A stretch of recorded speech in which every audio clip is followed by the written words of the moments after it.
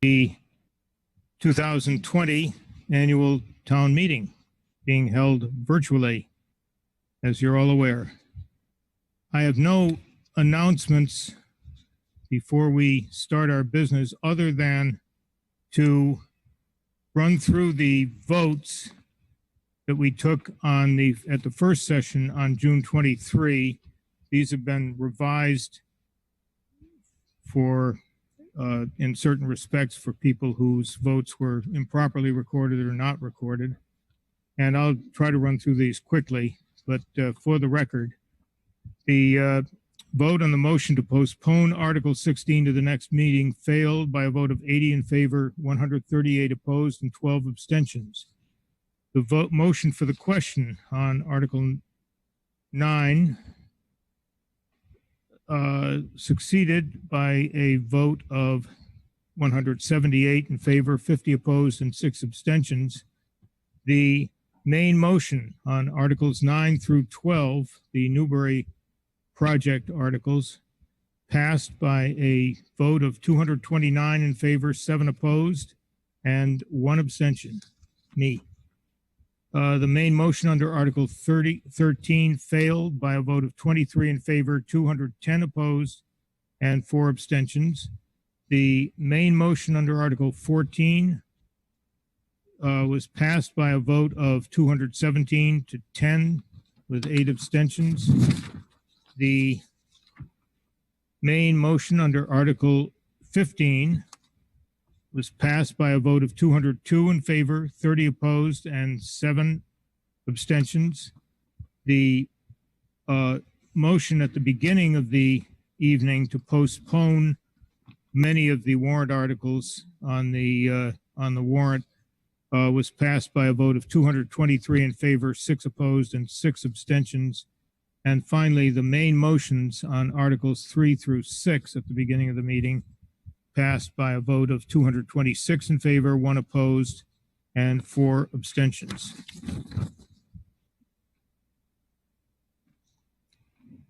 So we will commence our budget festivities by considering the conditions of appropriations on supplement number 10, pages 5 through 10.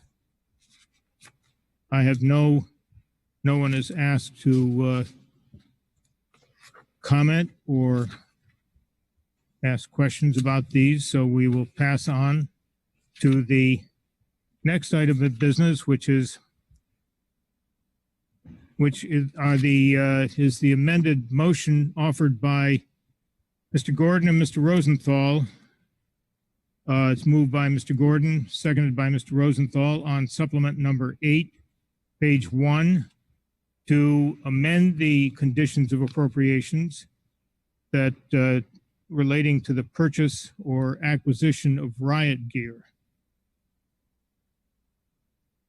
I call on Ms. Hummel.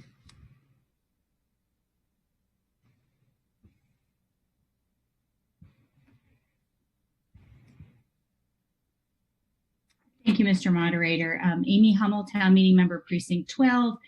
The advisory committee, but speaking for myself and in support of the Rosenthal-Gordon amendment. So passing this amendment prevents Brookline from acquiring riot gear unless the select board approves that acquisition. That includes riot gear that the police can get through government grants, which never go through or come through our budgeting process or town meeting. So this is important. The amendment also prevents use of gear we already have, like mini bang diversionary devices, without first consulting with the select board or at least making a good faith attempt to do so. And if the town does use current gear in an emergency, and they may use it in an emergency, then the amendment requires reporting and a hearing because we should know what we have and what we're doing with it and why. Equally important, the amendment addresses riot gear from outside agencies that make their way into Brookline. The recent incident with the Norfolk County Sheriff's Department emerging from town hall in riot gear is a good example of why we need some civilian select board oversight in that regard. Luckily, no harm came to anyone in that instance, but we learned from it and now we can act on what we know. This article does not prevent the police from responding to public safety emergencies. To suggest otherwise is misleading at best. So there may be times when they need to react quickly using the gear they have. Nothing in the amendment prevents that. So the select board are our police commissioners. It is a role that I think they need to embrace a little bit more fully than they have historically. The public has every right to know what they're funding with their tax dollars. This is a democracy, the government of us and by us, and the public has every right to determine how we're governed, and that includes how our police us and with what tools. So it's important to know that this is a condition of appropriation that does not create long-term policy for riot gear acquisition and use, but it does provide accountability and transparency until we establish a more formal policy. And my hope is that that policy will include surveillance technology acquisition as well. So select board, please do that. We do have a surveillance technology and military type equipment study committee. I'm on that committee.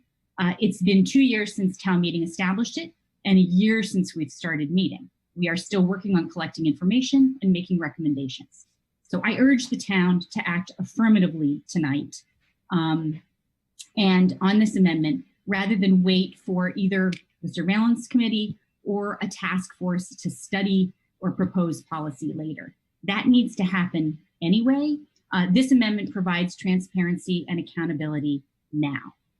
So to conclude, let's put a stake in the ground and pass this amendment. It's about transparency, the select board fulfilling their role as police commissioners, and limiting the purchase, acquisition, and use and inappropriate use of equipment without interfering with the department's ability to respond in an emergency. So I urge you to vote favorable action. Thank you. Yes, before we go to the next speaker, I should announce that there are two referral motions under this, motions to refer this subject matter of the Gordon Rosenthal amendment. The first by the select board to refer the subject matter to the select board with the intent of taking up policy discussions with the chief, that is the chief of police, I suppose, on the subject matter of this article, including mutual aid agreements. That's moved, I presume, by Mr. Green and seconded by Ms. Heller. The advisory committee has a competing referral motion to refer to the select board task force, the subject matter of this article, moved by Mr. Sandman and seconded by Mr. Wyszynski. Mr. Green, is there anyone from the select board who wishes to speak to this referral motion that the board is making? Yes, I will speak. I thought I sent you an email to that effect, and also to the effect that the select board and the advisory committee do not view our separate motions as inconsistent. The advisory committee is recommending that the matter be referred to the select board's task force. The select board is saying to the select board, which implicitly includes the select board's task force. So we don't think there's any inconsistency there. And, from the select board standpoint, this is, part of our ongoing effort to ensure that the very emotional discussion of policing that's going on in this town as well as around the country is focused in, or is put into the type of processes that allow us to make rational, clear decisions as to where we're going. And we think that the select board, working with the task force, can address many of the problems that this motion has, such as what is riot gear and what are the implications of some of the steps that would be resulting from this motion. So we are proposing that it be referred to the select board to work with the police commissioner, the police chief. And Mr. Fernandez has also asked that we take up the issue of mutual aid agreements in addition to this, which was one of the issues that arose around the Norfolk County Sheriff officers at the demonstration a couple of weeks ago. That's our position on this. Thank you. Ms. Khan, I believe, is going to speak for the advisory committee. Thank you very much. Your email either never arrived or it was lost among the 300 or 400 that I received today. Mr. Gordon.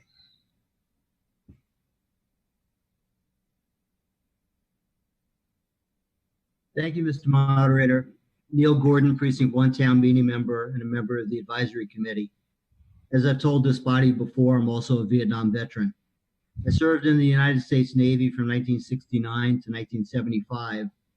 It was a difficult time to wear the uniform, and those who wore it were unfairly painted with a broad brush.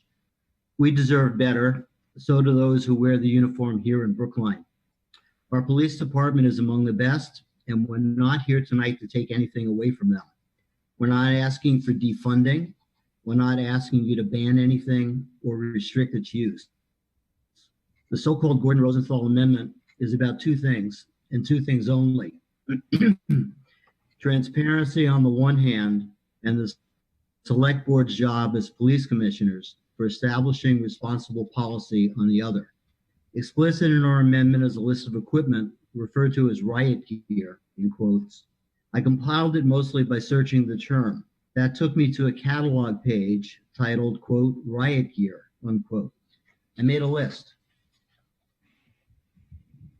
I'm not calling it riot gear. That's what the trade calls it. They call it riot gear. We acknowledge that items listed have in many cases multiple uses, and that some of those uses might be more acceptable than others. Let our police chief tell our select board and the public what equipment, what riot gear he wants to acquire and use. Let our select board, our police commissioners, determine as a matter of policy and with public input what's okay in Brookline and what's not. Our amendment isn't about restricting a well-trained and well-organized department in an emergency or otherwise from using its own tactical discretion. We leave that to the chief, subject only to civilian oversight, policies established by the select board. A few more words about the amendment's list of, quote, riot gear, unquote. It's admittedly subjective, less than complete, and admittedly imperfect. It's a list that can and should be amended at the discretion of the select board. Whatever they think is wrong with that list can be corrected on 14 days notice following a public hearing. At its core, this amendment isn't about a list of specific terms.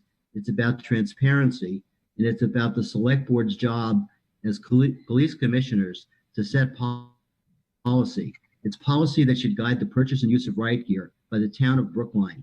Both the select board and the advisory committee recommend referral, suggesting there's no urgency in having a policy on the acquisition and use of riot gear. The petitioners of this amendment disagree.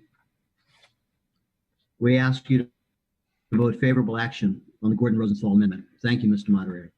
Thank you, Ms. Khan.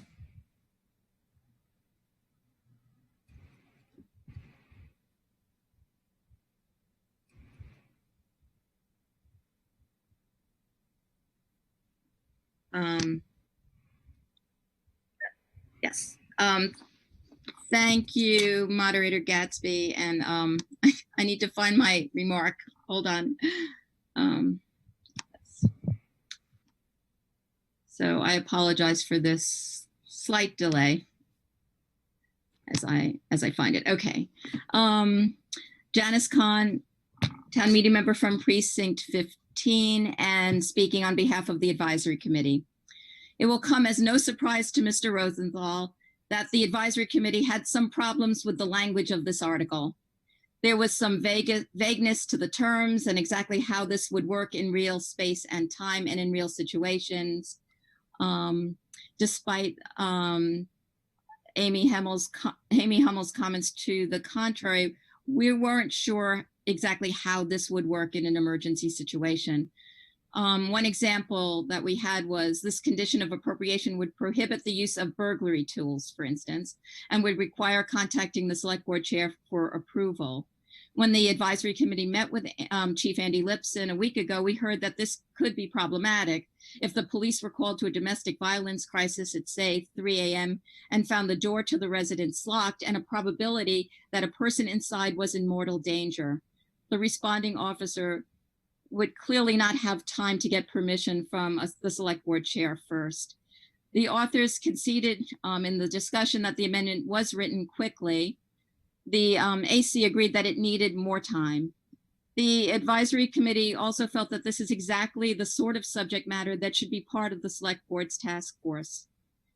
We agree that the select board and advisory committee referrals are not inconsistent since the task force is under the purview of the select board. The advisory committee referral is a statement that the task force organized by the select board is the proper forum for referral. And I don't have the exact count for the approval, but it was by a wide margin that the advisory committee supported this referral to the task force. Thank you. According to your report, it was a vote of 25 in favor, 3 opposed, and 1 abstention. Mr. Thank you Rosenthal? very much, Mr. Moderator. Mr. Rosenthal? Thank you, Mr. Moderator. It's Marty Rosenthal, Precinct 9. Am I on? You're on, but speak a little louder. All right, I'll try to speak louder. Is this better? Well, I'm Go going to ahead. hope You're doing fine. All right, thanks. Anyway, it's Marty Rosenthal, Precinct 9, also chair of PAX, which has endorsed this. Obviously, we're urging favorable action and not a referral. Neil and Amy have described this very well. I'm going to get into just a few generalities. This is, in my mind, a very important small piece of what it means to be a police commissioner. If you look at our explanation, which has not changed for the last 2 weeks, that's what it talks about, is the need for the select board to do a better role as police commissioners. And frankly, I think that their inability to see the flexibility of this article and their kind of knee-jerk opposition to it shows what I'm talking about, that they could be more open to their role as police commissioners. So I emphasize what Neil said. This is not intrusive on any existing equipment being used. Janice just mentioned that. One select board member, I think it's yesterday or the day before, it's all a blur to me, talked about how would this have impacted the John Salvi incident, and should we ban things like vests?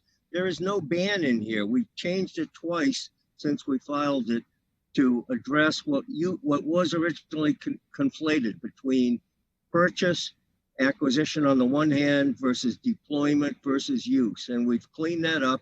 We basically said that if something gets used, it should be reported to the select board. These are generally things that are kind of scary to the public, and the select board should know when they're being used, even if after the fact is all it is. And I think, by the way, that the task force should be looking at something like any time a civilian is hurt by an officer, that should be reported to the select board, not as excessive force, but just as force that hurt somebody. So there is no prohibition, there is no ban. Things that they have, they can use and just report it later. The incident with the sheriff, the chief has admitted there were communication issues.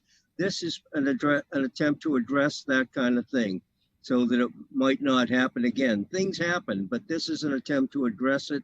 If you look at the consultation process, it's very flexible.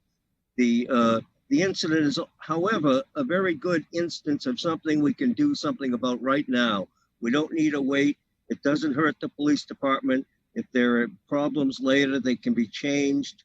So we say it does not need a study. Let's take this one concrete step right now. Thank you. Thank you. Mr. Lescoyer?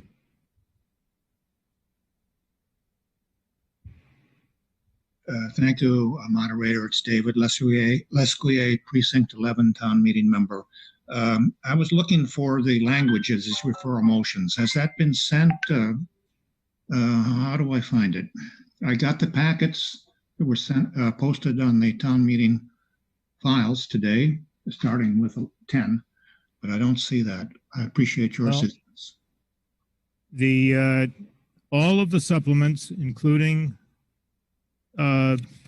not including the referral motions, those were distributed last night, but all of the supplements, including the Rosenthal-Gordon amendment, have been distributed to town meeting members. And posted on the website, and we can't do any better than that under these circumstances. Ms. Heller?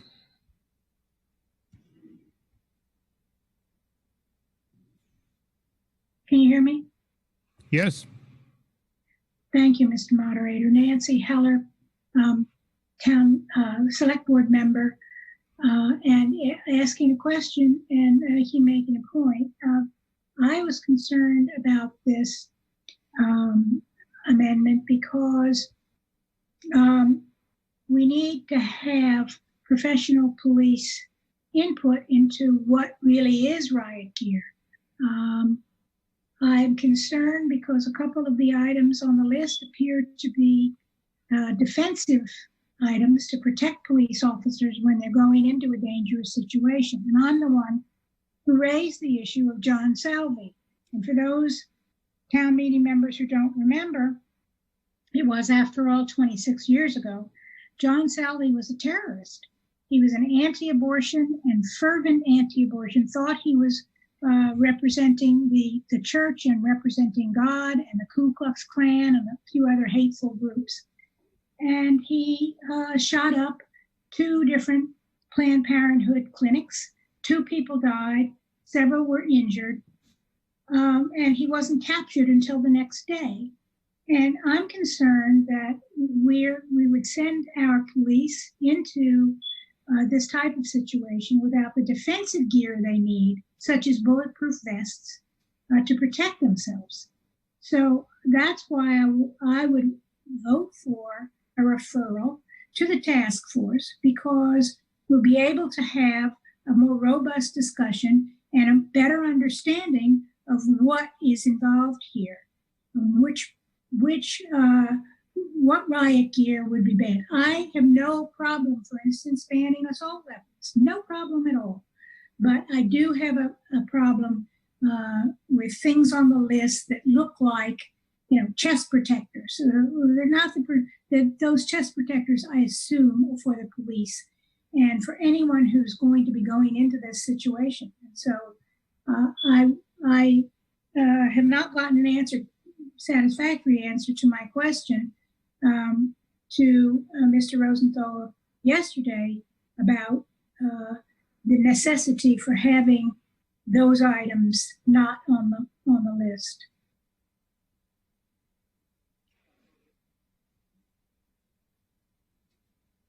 Well, we're going to, why don't you choose which one of you will respond? I'm not going to have you both jumping up every time somebody expresses a counter view. Mr. Gordon?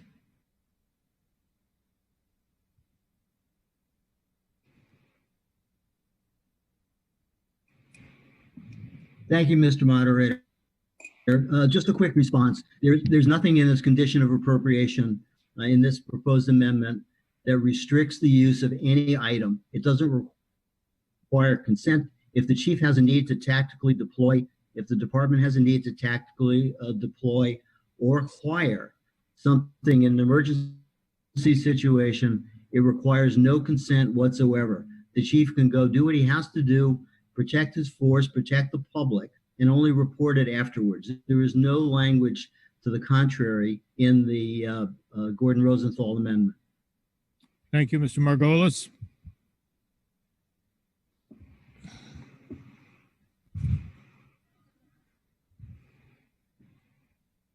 Mr. Moderator, John Margolis, Precinct 7. My concern may have been answered, but it was that the resolution or the proposal seems to require advance notice for the deployment of the gear involved, and 14 days, that seems difficult to do. I think I have a little concern that there may be situations where there might be some argument about whether there is an emergency involved or not. Alternatively, the chief could declare almost anything an emergency. So I kind of wonder whether a little more attention to the drafting of the motion might not be worthwhile for all of us. Thank you.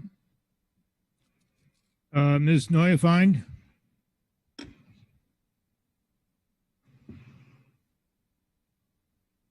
Thank you. The question I have pertains to what is included in the list of riot gear and specific. Could you announce your name and precinct, please? Apologize. This is Bettina Neuefeind, town meeting member, precinct 1. My question goes to items included in the list of what is considered riot gear, because I was surprised that there is no mention of tear gas, which I think is commonly and colloquially understood to be riot gear, and which in fact is barred in the use in wartime by the Geneva Conventions, and is commonly also understood to be extraordinarily damaging to bystanders as well as to residents near deployment, particularly in the time of COVID-19, where it exacerbates respiratory symptoms, often with long-term effects. And my question is there a reason that it is omitted from this list and that it should not be added thereto? Mr. Gordon? So the list is two things. Number one, the list is not a comprehensive ban. It's listed as examples. Riot gear, I think you're right, is readily understood in its broad concept. But the amendment provides and expects that the select board will, with the input from the chief, from time to time, revise the list, and to the extent the list is deficient in either direction right now, call a public hearing, have a meeting 14 days from now, and revise the list. It doesn't need to be done all at once following an extensive study. We agree. There are other items that should be on the list. Thank you, Mr. Carroll. Yes, Frank Carroll, precinct 10. I'm wondering whether we can hear from the police department to see whether the police department can live with this. Chief Lipson?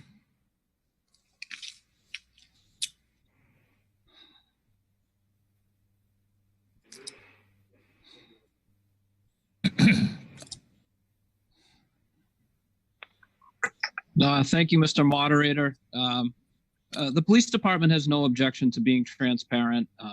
Many of the things that we have are public record. We're working closely with the Military and Surveillance Committee. Certainly, I believe that it's the select board's purview to make policies in this area. And I do have a problem with the general idea that we're making a list that's not accurate and is admittedly flawed with the idea that the select board will then correct it. I would support a referral to try and get this right. There's a lot of things on the list, in my opinion, that are, regular life-saving tools. Gas masks are things we have to protect our officers from chemicals, not necessarily to be used in a riot situation. We don't have a riot control unit. Tactical goggles we're using to protect us from COVID. The list goes on and on. Forced entry tools are not something you would see at a riot.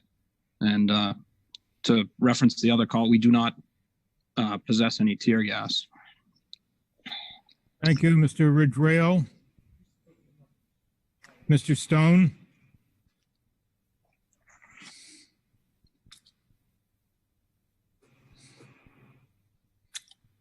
Hello, can you hear me? Yes. Daniel Stone, town meeting member, precinct 10. If the chief deploys riot gear from the list that gets made, and then after the fact, the chief reports this to the select board, and the select board then finds that the gear was deployed unnecessarily, my question is, what happens then? Is the police department then sanctioned in some way for having used riot gear unnecessarily? Well, what do you say, Mr. Rosenthal? Thank you. First of all, can I make sure that everybody's looking at the current version, which is supplement number 7, as opposed to the earlier version? Because I think that one of the questions sounded like it was on the earlier version. So I'll take that as that's, I think, a rhetorical question. The answer is that we're not getting into what will happen next. That's up to the chief and the select board.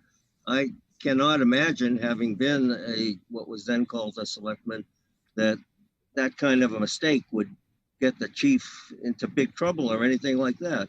I mean, the whole point is to treat this as if a civilian got injured, and that's a separate issue that I hope the task force will do. Just report to them later, let them hear about it. If they think a policy change is needed, then that's between them and the select board with a public hearing.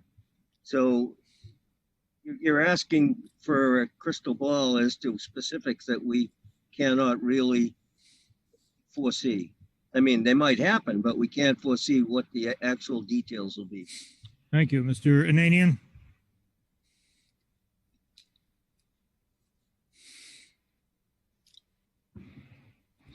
Can I have my slides, please?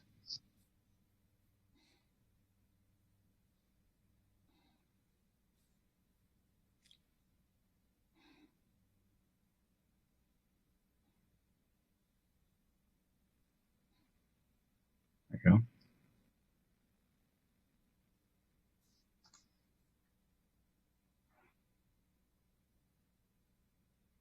Are we ready to start? Yep. Okay. I'm expecting the slides to zoom in there, but you can read them, I suppose. My name is Scott Nanian. I'm a town meeting member from Precinct 10. If you could go to the next slide, please.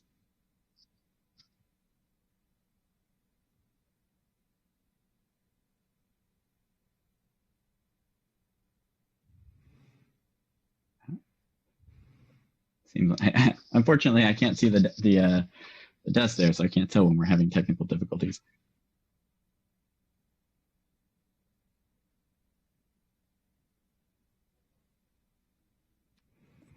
Hold on, we won't charge this time against your 3 minutes, your maximum of 3 minutes. Thank you, Mr. Moderator.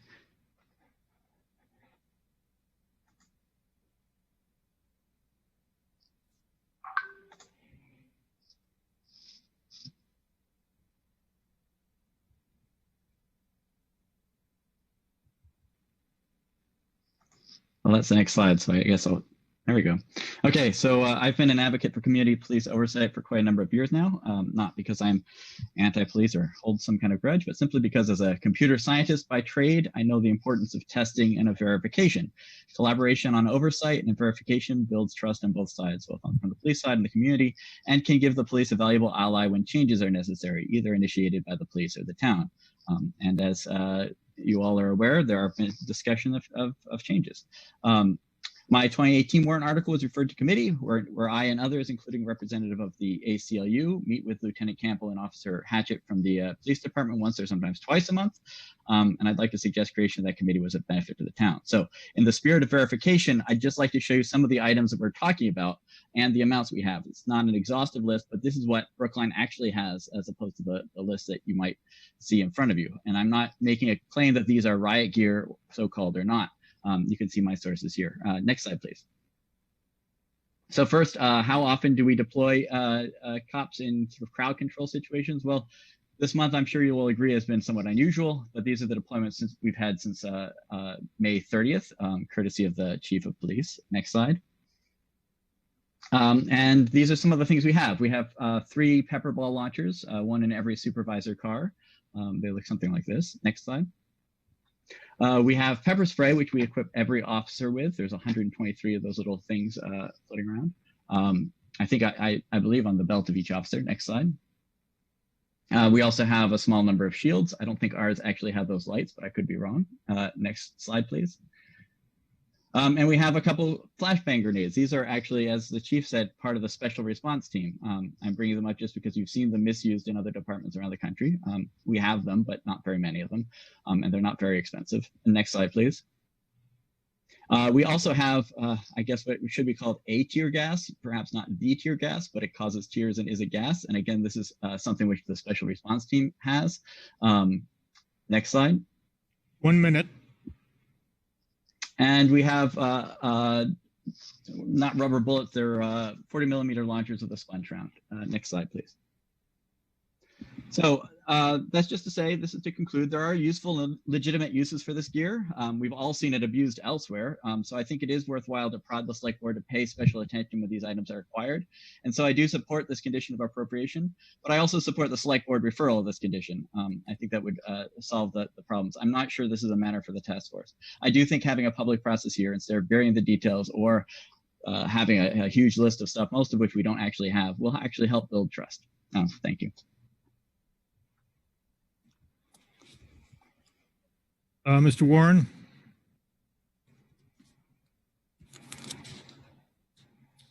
Thank you, Mr. Moderator. Thank you, Mr. Moderator. Paul Warren, Precinct 1. A very quick question. Because this is a condition of appropriation, is this only in effect for the fiscal year 21 budget? And would we have to do it again next year? We pass the conditions of appropriations with the budget each year. So this will come up again before town meeting at the annual town meeting of 2021. Thank you. We vote first on the referral motion on supplement number 9.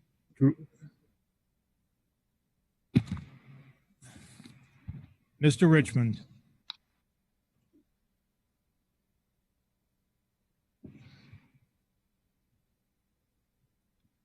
Good evening, Mr. Moderator, town meeting. This is Clint Richmond, Precinct 6. I just want to say that I'm strongly supportive of this amendment.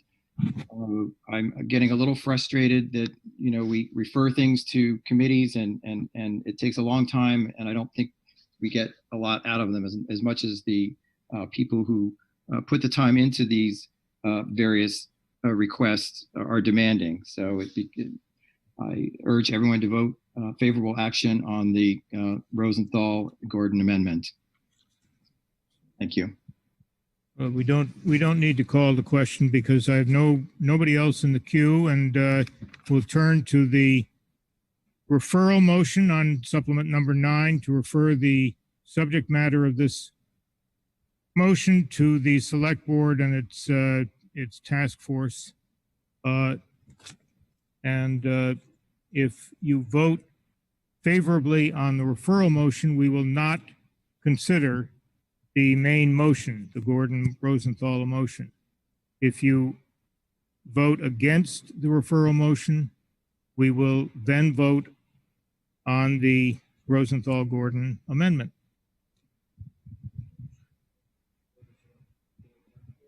Yes.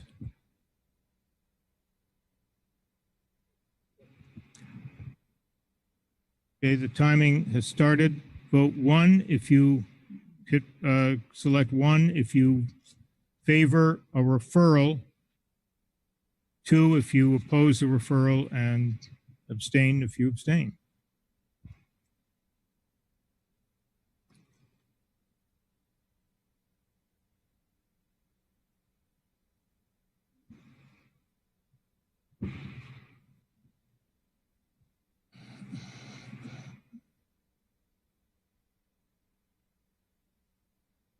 Ten seconds.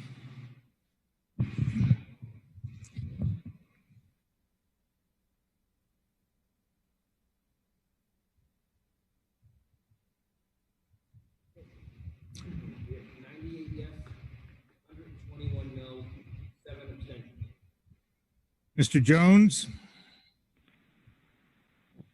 Gary Jones, Precinct 3, in a symbolic act, votes no. Ms. Mockmuller?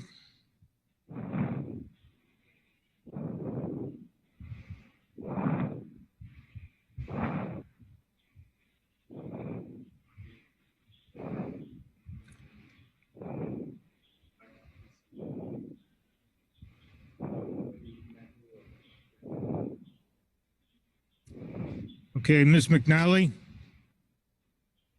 Precinct 2. McNally, Precinct 2, yes. Ms. Senecal? Barbara Senecal, Precinct 13. I vote yes in favor of referral. And Ms. Schaufman?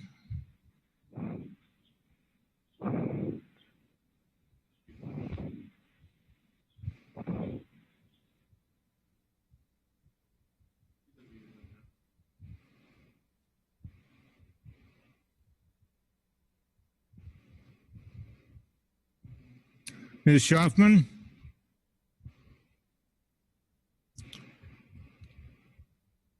Okay, we'll conclude the voting.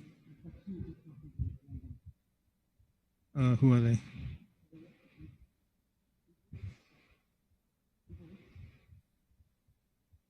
Yep. Mr. Leibowitz?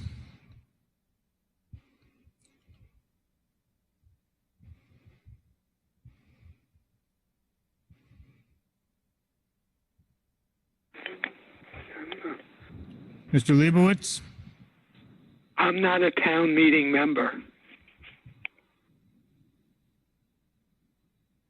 Okay. I wonder how you got into the meeting. Mr. Rudolph?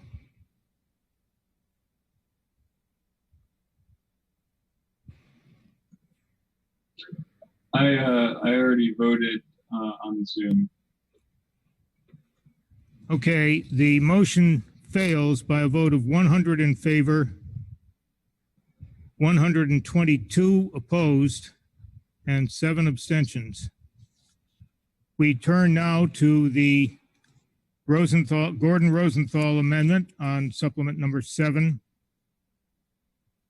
to amend the conditions of appropriations as you've heard described. And you can start the time period when you're ready. This is Gordon Rosenthal motion.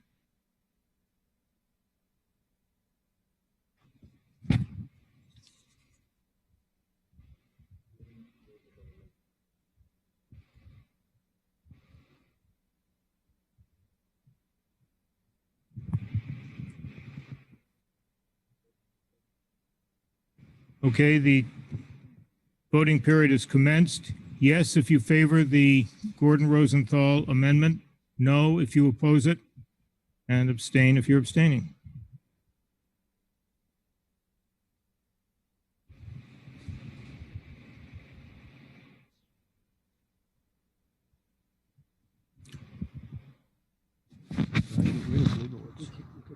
Okay.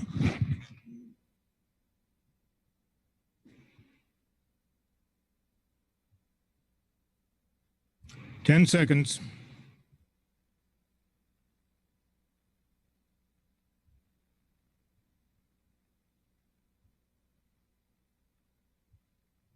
Okay. 165 yes, 35 no, 22 abstention. Mr. Jones? Making a statement that Black Lives Matter, I vote yes. Ms. Mockmuller?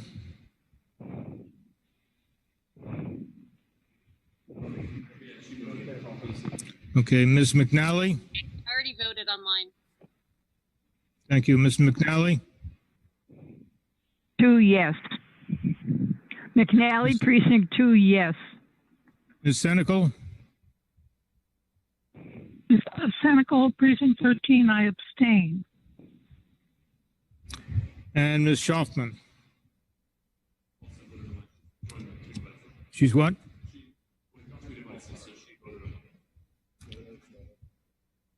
All right, the motion carries by a vote of 167 in favor, 35 opposed, and 23 abstentions. We turn now to the so-called Ashkenazi Weaver amendment of the conditions of appropriations, which is found on the salmon-colored supplement number 3, that the condition of appropriation be added to the effect on a limitation on expenditures of town funds for the purpose of prosecuting the Alston civil service litigation. It's moved by Ms. Ashkenazi, seconded by Ms. Weaver. And I call on Ms. Ashkenazi. Thank you, moderator. Miriam Ashkenazi, Town Meeting Precinct 13. Speaking in favor of Article 8, Supplement 3, I urge you to vote yes on this amendment. I'm speaking today in support of the budget amendment to halt any further spending of Brookline's taxpayers' money on the town's appeal of firefighter Alston's case, with the exception of money spent to settle or end the case. To be clear, we are talking about the Civil Service Commission ruling and the Superior Court ruling, which affirmed the Civil Service Commission ruling that has now been referred to the Massachusetts Supreme Judicial Court. There are many good reasons to support this amendment. We could point out to the fiscal responsibility of this decision, of spending money the town clearly does not have to spend, of taking money that could be used for essential town services, keeping on staff that have been furloughed, supporting our schools, and instead spending it on further litigation on a case that has been ruled on twice. But I'm not going to actually speak about that. We could talk about the legality of the amendment, the conflict of interest in having a legal firm that is representing the town write a brief on why the amendment isn't legal and not disclose their relationship to the case until it was pointed out by another town meeting member. Instead, I urge you to ignore the legality question. That's not for town meeting to decide. That is not for a law firm to decide. That is for the Massachusetts Attorney General, Superior Court, Massachusetts Appeals Court, or Massachusetts Supreme Judicial Court to decide. The legal question isn't relevant. Town meeting will vote on the issue, and the legality will be decided by the state. Frankly, if you don't think this amendment is legal, then all the more reason to support it. It gives us a voice on this issue, one that should be heard, especially now. And it provides an opportunity for you to vote your conscience, and you should. It's a chance to show the executive branch of our government they cannot do without consulting the legislative branch. I'm not going to further expand on any of these important issues. I will let the other speakers address them in more detail. Rather, I'm going to ask you to vote for this amendment because it is the morally correct thing to do. We, the town of Brookline, committed a racist act. We treated Mr. Alston in a way no person should ever be treated, in a way I hope you are never treated. And we need to come to terms with it and make it right. According to the Civil Service Commission ruling, the town, and I am quoting here, chose not to impose meaningful discipline on Mr. Pender for the use of the racist comment. The town chose to overlook the initial and ongoing retaliation against firefighter Alston by Mr. Pender and others. And the town actively promoted a false narrative that painted firefighter Alston as a paranoid employee who simply couldn't move on from racist comments made by a purportedly remorseful supervisor years earlier. By these errors and omissions, the town acted in bad faith and in a manner prohibited by basic merit principles, end quote.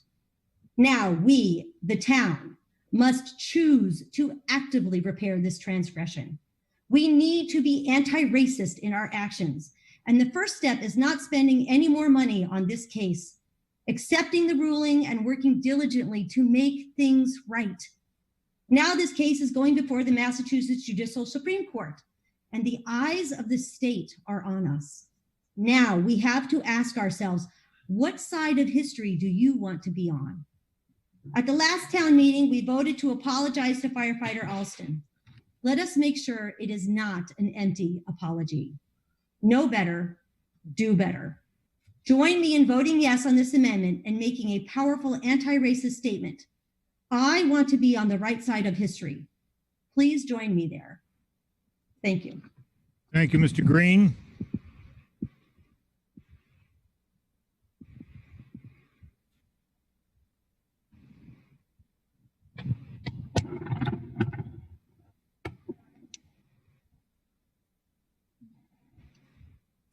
Let me start off by saying that the civil service decision was really based on not the slur in 2010. Why don't you start off with your name? Oh, I'm sorry. All right. Mr. Moderator, Bernard Green, Chair of the Select Board. First of all, I'd like to say that the civil service decision that the petitioner refers to was not based on the slur in 2010 that occurred during the time of a board that none of the current board members or many of the defendants in this case was involved with. The decision was based on the select board's termination in 2016 of firefighter Alston. The reasons for this termination I've described, I think, fairly well in a statement that's still posted on the town town select board page. And that reason had to do with number one, workplace violence threats, number two, use of illicit drugs, and more importantly, number three, firefighter Alston's refusal to try to work with the town as we tried to create the conditions whereby he could return to work, addressing both his concerns about the environment at the fire department, as well as the town's very legitimate and important concerns that workplace violence threats be addressed by psychiatric or other therapies, and identifying for us how we could change the environment so that he would feel safe at the workplace. The fact that he refused to work with us made it impossible for us to do anything but terminate him in the hearing. Under warrant Article 8, a motion is attempting to restrict the select board from using town funds for the purpose of pursuing the appeal of a Superior Court decision on an employment termination case that the petitioners in this article have already described. Yes, we were treated very badly in that civil service decision, but we believe that the decision itself was based on attempting to craft a new set of legal rules that really didn't apply and that created a dangerous precedent for municipalities across the Commonwealth. Specifically, our ability to terminate an employee under the conditions that we faced with Mr. Alston. It is a view of the select board, a majority of the select board, based on the opinions of town council and special town council. I know that the petitioner is denigrating special town council because the opinion that they give is an opinion of our lawyers, but the question is, what does the opinion say?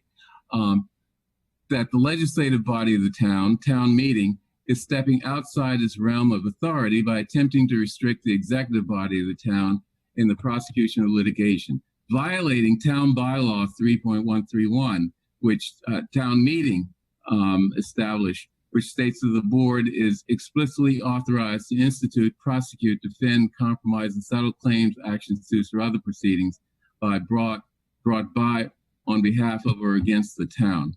There is concern that compromising the ability of the town to pursue its appeal of the Superior Court's affirmance of the Civil Service Commission decision to the appeals court would also impact the federal court case. Federal court case was won at trial based on a motion for summary judgment by the town that was granted. The court said the plaintiff's arguments, and this is key because this is relevant to arguments at every point in this litigation, arguments are long on rhetoric, but devoid of record evidentiary support.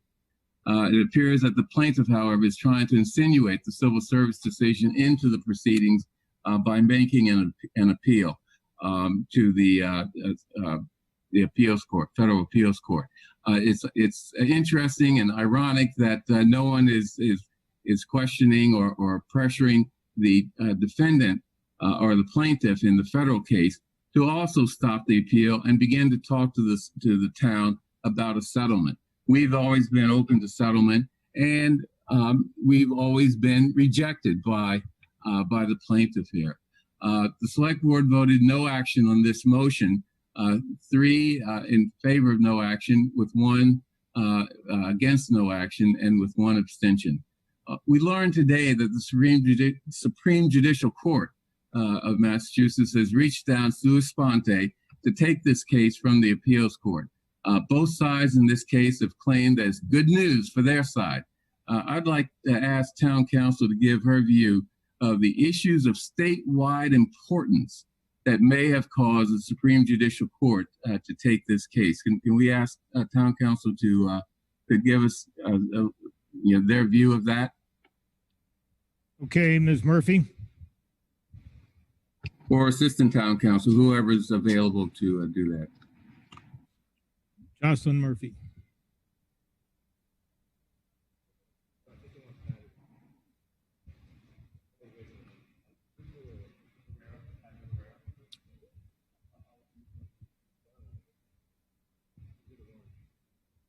Thank you. Hi, I'm Patty Correa. I'm First Assistant Town Council. So what I will tell you are some of the arguments we're making that could have been why the SJC decided to reach down and take this case with a view that it could be of momentous importance to public employers in the state. The civil service rule, we argued, created a new practice and rule for employers. It said that where an employee claims an injury, workplace injury from discrimination or retaliation, the employer cannot inquire into the fitness of that employee. So it creates a safe harbor for employees who have made claims.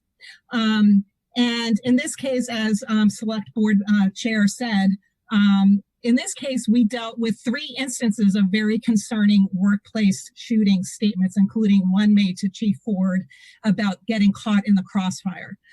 We have documented instances of cocaine use. And so these were very serious matters that required attention to the safety of the workplace, the public, and Mr. Alston himself.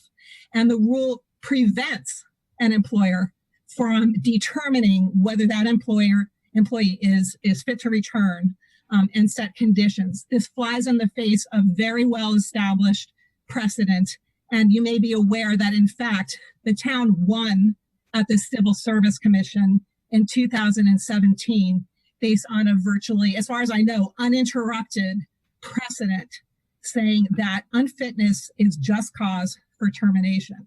We won at civil service in a unanimous decision in which the Civil Service Commission applied existing law. The case went up to Judge Wilkins, who created this new rule, and then sent it back to the Civil Service Commission for hearing, which applied Judge Wilkins' rule. And then we appealed to Judge Wilkins because Judge Wilkins retained jurisdiction of the case.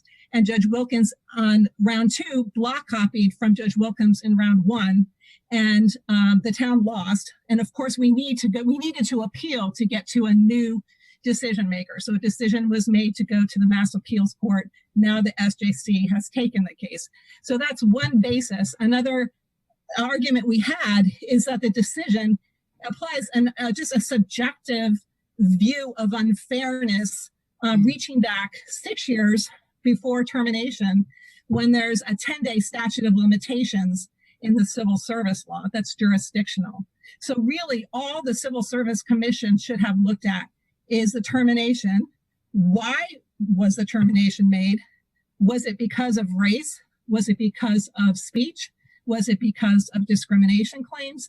And the Civil Service Commission made no findings to that effect and said there was unfairness, basic merit principles violation, unfair, reach back 6 years, didn't apply discrimination law, didn't apply the hostile work environment standard, has to be severe, pervasive, et cetera. It didn't apply any existing doctrine.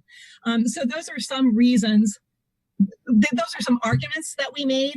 And there are some very compelling legal policy questions raised by this case. And presumably that got the attention of the SJC and caused it to reach down. Ms. Ashkenazi. Thank you, moderator. Miriam Ashkenazi, town meeting member, precinct 13. Point of order. It feels like we are trying to litigate the case here and not speaking directly to the amendment. I'd like us to please get back to speaking to the amendment. Well, we're hearing the opinion of town council on a very important aspect of the case, and it certainly is relevant to your vote on your own motion as to whether you want to keep the case open for the Supreme Judicial Court to adjudicate whatever the issues are. I permitted a statement by town council that was in the context of the issues that the Supreme Judicial Court may be may have persuaded them to take the case directly. And I think that we have heard all we're going to hear from town council unless there are specific questions for them. Ms. Brown.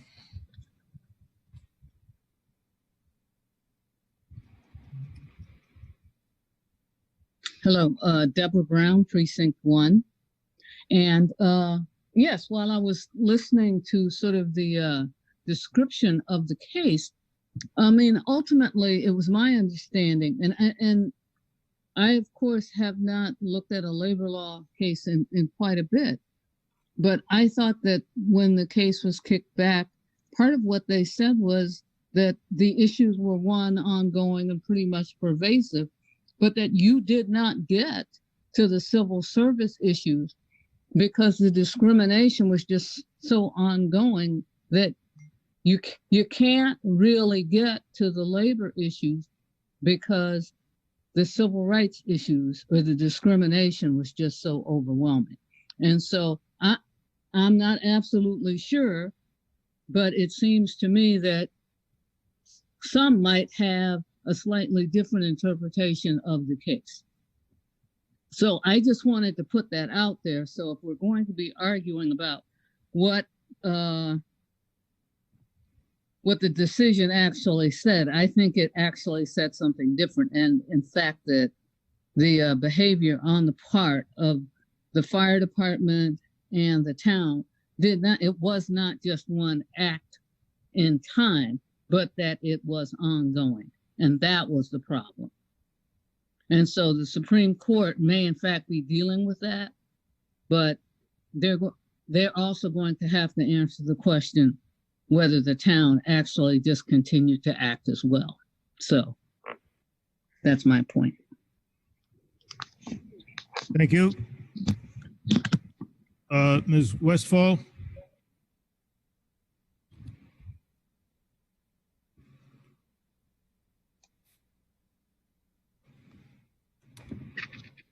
Christine Westfall, speaking for the advisory committee. I hope that people can hear me. We certainly can. Thank you. I'm not sure based on my screens. The advisory committee recommended no action on this vote, on this motion, by a vote of 25 in favor of no action, with no one opposed and 4 abstentions. Originally, the proponents of this motion claimed that it only sought to end the appeal of the civil service decision. Now they say they just want to stop the town from paying for lawyers to handle the appeal, but the civil service appeal might go on anyway. It should be noted that Mr. Alston's legal team is using the civil service decision as the basis for his federal court appeal. We believe that abandoning the town's appeal of the Civil Service Commission decision will have a serious negative effect on the federal civil rights appeal.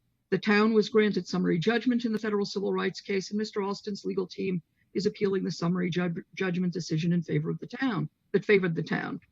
Town council, you've heard, also believes that the Superior Court judge who upheld the civil service decision did not properly interpret the rules governing the Civil Service Commission, and that creates problems not only for Brookline, but for all communities with civil service employees. It's clear that there are serious legal issues in this appeal because the SJC has decided that it should hear the case directly and has removed it from the appeals court. As the civil service decision now stands, Mr. Alston is on the fire department roster and is being paid his regular firefighter's salary with benefits. He was also paid back pay from the time he was dismissed to the date of the decision when his regular pay was reinstated. Under the decision, Mr. Alston will remain on the fire department roster, but will not be returned to active status. He will remain on the fire department roster and the town payroll until he reaches retirement age, when he will begin to collect a pension. The estimated cost of retaining Mr. Alston on the town payroll until he reaches retirement age is approximately $1.9 million when you add salary, benefits, and the cost to the town of retaining a firefighter on the fire department roster who is not available to work.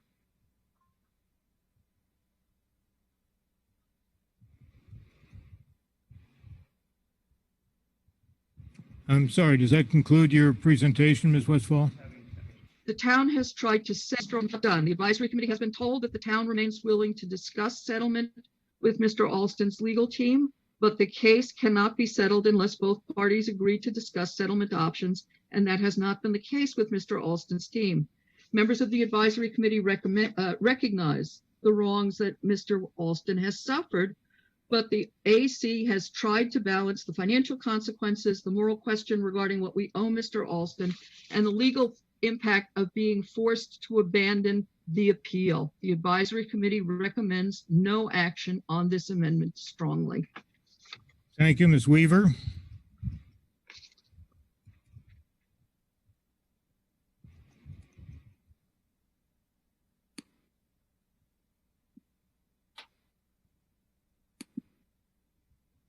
Hi, my name is Ann Weaver. I'm a town meeting member in Precinct 11. I am seconding the motion that the town no longer use taxpayer money for any purpose associated with the town versus Gerald Alston state case, excepting for the purpose of terminating and settling the case. The town has already spent hundreds of thousands of dollars of town money litigating this case. So far, the town has lost both in the Civil Service Commission decision and in the Massachusetts Superior Court. The Massachusetts State Attorney General, Maura Healey, is currently filing a brief in support of the Civil Service Commission decision. And today, the Massachusetts Supreme Judicial Court agreed to hear the case. As we are all fully aware, the town is in the middle of a very serious budget crunch. We need every dollar available to fund town needs during this time of crisis. What we are asking is that town money no longer be used to litigate this case. I'd like to take a few moments to briefly address some of the comments I've heard over the last week on the town meeting listserv and here tonight on town meeting. I have heard town meeting members and others allege that Mr. Alston was somehow at fault and was dismissed from the fire department because of mental health concerns. I want to be very clear on this. Mr. Alston was an exemplary firefighter, and any mental health concerns that he endured were directly related to the racism and ongoing discrimination caused by members of the fire department and the subsequent dismissive approach of his concerns from the town. Other town meeting members have implied that Mr. Alston should have settled with the town and returned to work, that he is currently not working at the fire department because he is preferring to get paid without having to go to work. This is not the case. Mr. Alston has not returned to work because the town has not done what it needs to do to make a safe work environment for him. Being a firefighter was Mr. Alston's life, as well as his work. It was his identity. But several of the firefighters who were involved in his discrimination still work at the Brookline Fire Department. As a firefighter, you need to trust your colleagues. You need to know that they will have your back in an emergency situation. Sadly, given these circumstances, Mr. Alston cannot return to work without having implicit trust of his colleagues. As town meeting members, we have to show the people in our community that we did the right thing in this moment. Honestly, I couldn't look at my children in the eyes if I didn't do everything in my power to stop this case against Gerald Alston. I hope you will all vote your conscience. Please vote yes in favor of the Ashkenazi Weaver Amendment to end Brookline taxpayer money in this litigation. Thank you. Mr. Rosenthal?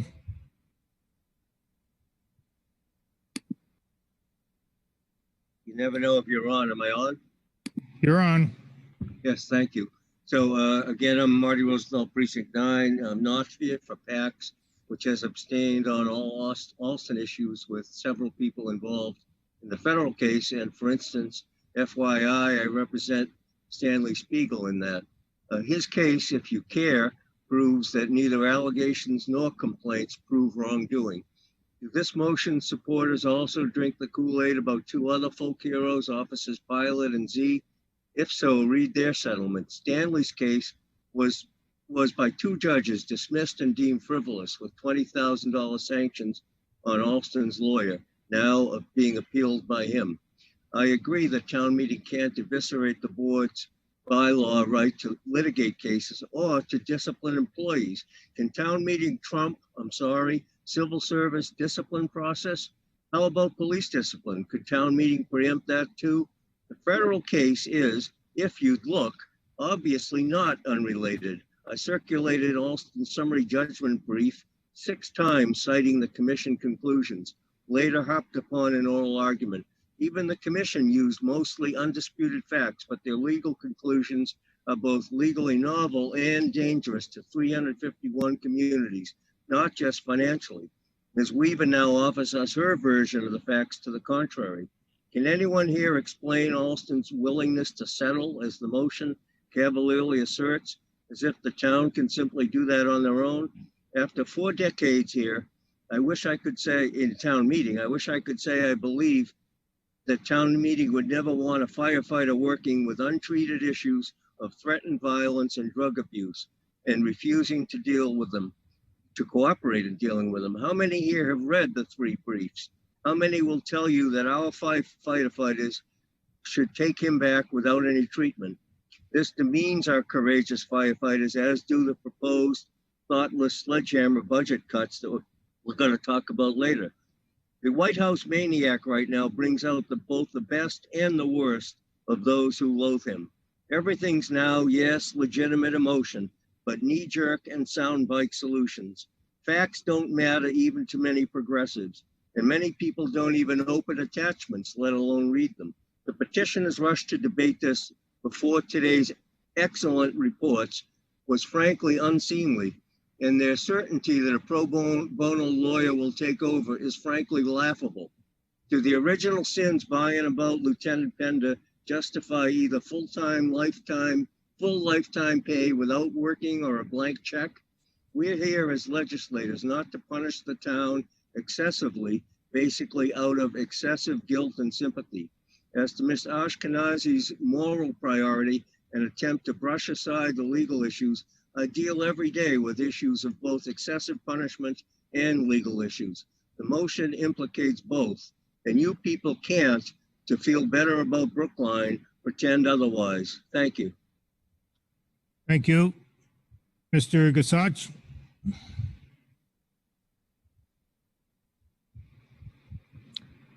Gacioch. All set. Thank you, Mr. Moderator. Dave Gashok, Town Meeting Member, Precinct 13.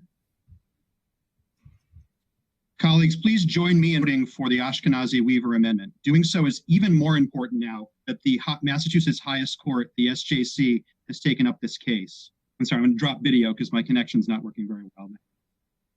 By the way, if the legal issues were as clear and well established as town council just outlined, and the Superior Court so clearly wrong, the SJC would have left this to the appeals court to handle routinely.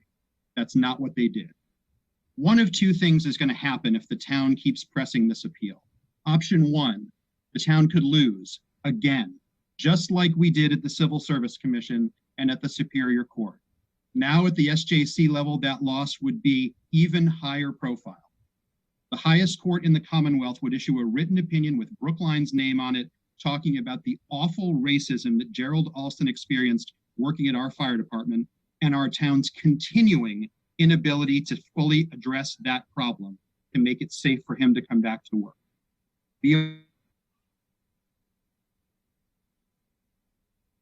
an extraordinary letter to all of us lawyers and judges in Massachusetts that said, among other things, quote, "We must recognize and address our own biases, conscious and unconscious. We must recognize and condemn racism when we see it in our daily lives," end quote. Sound like a court that's primed to save Brookline from the consequences of the racism and retaliation that firefighter Alston experienced? Doesn't to me. So that's option one, we lose again. Then there's option two, we win. But would that really be a win of which we could all be proud of our town? Would that mean, it would mean our town's name would be on an SJC decision that ruled, regardless of how awful the racism and retaliation firefighter Alston faced at Brookline Fire Department, it's legal for our town leaders to force him to come back to work in a still broken environment, perhaps even with non-confidential forced mental health evaluations required of him. If he doesn't comply with those conditions, we can fire and stop paying. I predict that any winning decision for the town at the SJC is likely to be framed in terms of firefighter Alston experienced horrific racism while working for Brookline. Racism the court deplores. However, as a technical matter of law, Civil Service Commission was not allowed to stop Brookline from making more wrong decisions, including forcing Mr. Alston back to work, no matter whether or not we had yet remedied the pervasive racism and retaliation he faced. Is that really a win we want? Are we going to celebrate that victory if it comes our way? To save 1.9 million spread over the next more than a decade? To, quote, balance the moral factors, end quote, with the financial costs as the advisory committee just recommended? I'm not going to celebrate that. Hope you won't either. So I hope you'll join me in voting yes on the Ashkenazi-Weaver amendment to tell the select board enough is enough. It's time to stop this case. Thank you, Mr. Van Scoyoc.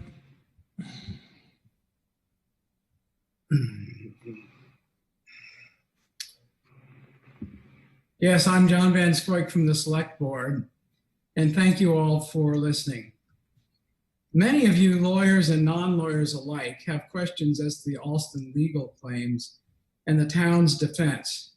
And judging by the town meeting listserv, boy, do you love trading opinions. But that's all they are, opinions. However, I strongly urge that you put your speculation as to the outcome of the case aside for a simple reason. The notion that town meeting should adjudicate this toward a chosen outcome stem from a fallacy when it comes to the authority of town meeting. Please take seriously the strong likelihood that section 3.1.3 of the town of Brookline's bylaws means exactly what it says. And here is what it says, quote, litigation and claims. The select board may institute, prosecute, defend, compromise, and settle claims, actions, suits, or other proceedings brought by, on behalf of, or against the town, provided, however, that they shall act upon advice of counsel when the amount to be paid in any settlement exceeds $1,000. They may employ special counsel in suits by or against the town, and whenever they deem it necessary. End of quote. What Ashkenazi-Weaver amounts to is a double whammy. Two different violations of separation of powers in one. Intruding on the power of the judiciary by declaring the Alston case must be settled in Mr. Alston's favor, and intruding on the power of the executive by taking from the select board the powers conferred to the select board under section 3.1.3 of our own bylaws. Bylaws, which, by the way, come from town meeting. That's what town meeting should do in addition to budgeting, but not intrude on the powers of the executive and the powers of the judiciary. And when it comes to the financial impact of Ashkenazi-Weaver, a double whammy becomes a triple whammy. Have you noticed that the sponsors of Ashkenazi-Weaver never state what they would be willing to pony up in real dollars to settle this case? What would their settlement offer be? 500,000, $1 million, more? And what would Ashkenazi Weaver do if the attorney for Mr. Alston rejected their settlement offer? Would they double the offer? Triple it? Is there any limit to what they would pay? By the way, how will town meeting, a body that meets just twice a year, engage in this give and take with opposing counsel? Through the select board, perhaps? Here's another better idea. Recognize that town meeting, which approves bylaws, is also obligated to follow bylaws.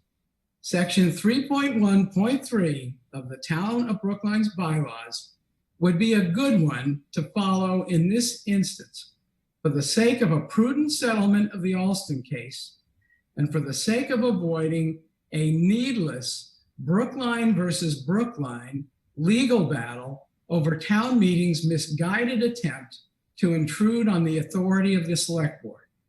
Others outside Brookline will find it entertaining, but the spectacle will have real consequences, reputational and financial, for your neighbors and your town.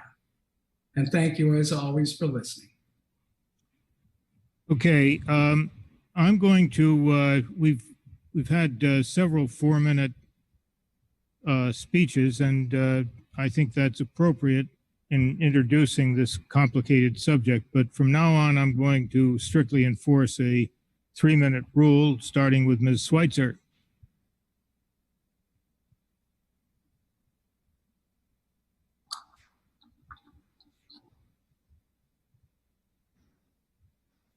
Good evening, good evening, everyone. Can you hear me?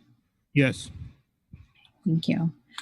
I'm Naomi Schweitzer from Precinct 10, and I am hoping that all of you had a chance to read the Civil Service Commission decision, speaking of the many documents related to this case that I have read, that outlines in great detail the experiences of firefighter Gerald Alston. It is not an easy read, and it is not a short read. The treatment he received was traumatic and unjust. What he experienced multiple times was racism. And all together, the many incidences stitched together painfully illustrate the systemic racism built into the fabric of our government structures. When he reached out to share his initial experience of his supervisor using the N-word, it started a cascade of actions that isolated him instead of supporting him in rectifying the situation. The system did not repair the harm that came to him and instead did the opposite. We need to repair this harm. And it is in our purview as town meeting to deal with the budget. And that is what this amendment is doing. We need to stop using our town funds to pay for the legal expenses in appealing the Massachusetts Superior Court decision in the case of the town of Brookline versus Gerald Alston and the Civil Service Commission. We need to ask ourselves, who are we as a community? What do we stand for? These actions against firefighter Alston are us. They are you and me, and we have allowed them to continue. Enough is enough. Let's stand against systemic racism. Please join me in voting favorable action on the Ashkenazi condition of appropriation. Thank you. Thank you, Ms. Stamfer. We're going to hear from a couple more town meeting members who have signed up to speak, and then we'll break for comments essentially from the floor. Thank you, Mr. Moderator. Can you hear me? Yep. This is Claire Stanford, town meeting member, Precinct 5, a member of the advisory committee, speaking for myself. I am speaking in opposition to the Ashkenazi Weaver Amendment. All of Brookline feels shame and sorrow for what Mr. Alston suffered. Town meeting has acknowledged this and made a formal apology to him. By itself, this feels woefully inadequate. For the sake of Mr. Alston and for Brookline, the essential next step is to reach an agreement with him that includes fair compensation. Through elected and appointed representatives, Brookline has sought in good faith to settle with Mr. Alston. However, all these requests to create a settlement together have been refused by his attorney. The current legal issues concern this impasse. The proposed amendment would disable the town's legal defense at this crucial juncture. Proponents of this amendment focused only on the Massachusetts cases. However, we all know that law does not operate in a vacuum. What is allowed to stand in these cases, regardless of legal merit, will be used. Mr. Alston's attorney has already attempted to do so in the Federal Appeals Court. Today, this case was transferred to the Supreme Judicial Court because either two justices of the SJC or a majority of the justices at the Appeals Court have certified that resolution of the issues in this case is a matter of public interest to be heard by the highest court in the Commonwealth. The amendment before us would leave the town with no legal representation in its case at the Supreme Judicial Court. You have 1 minute. The SJC will hear Brookline's appeal of the lower court decision, which you've already heard about. Deprived of counsel at the Supreme Judicial Court, Brookline would be unable to challenge these claims. This case could set a precedent for other lawsuits in which the town or the Commonwealth may be involved in the future. This action in no way mitigates our responsibility as town meeting members to seek a fair and equitable resolution of this shameful episode. However, the Ashkenazi Weaver Amendment is not the way to achieve this goal. Please vote no action on this amendment. Thank you, Ms. Maddox. Hi, thank you. Ariel Maddox, Town Meeting Member, Precinct 10. You have already heard many compelling reasons to support the Ashkenazi Amendment, and I ask us to collectively take a long, hard look at how much progress we could have made in improving our town if we came together and fought racism as vigorously as the town has fought accountability for racism. I am keenly aware of what message we are sending to the next generation. My children are watching to see how I respond as their parent, what responsibility I speak about, and if my actions match my words. They are watching you, our town leadership, and this vote, how Brookline responds, will tell them who we are as a community. How do you want to be remembered? Do you want Brookline to be remembered as a town that spent large sums of effort, time, and money retaliating against Gerald Alston for his reaction to a trusted colleague using the N-word? Or do you want to be remembered for doing the next right thing? How do you choose to invest our town resources in a better future and fighting against racism or fighting against those harmed by racism? To quote the musical Hamilton, I know that greatness lies in you, but remember, from here on in, history has its eyes on you. Please join me in voting favorable action on the Ashkenazi condition of appropriation. Thank you, Ms. Gilman.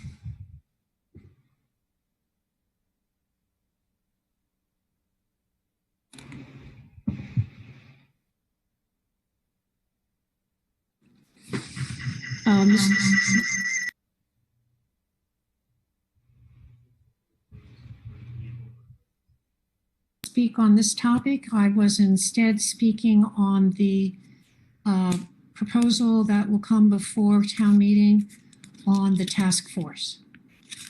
Okay, I'm sorry, I got you on the wrong list. I take it you do not wish to address this issue? That's true. Thank you. Okay, Mr. Franco? Jim Franco.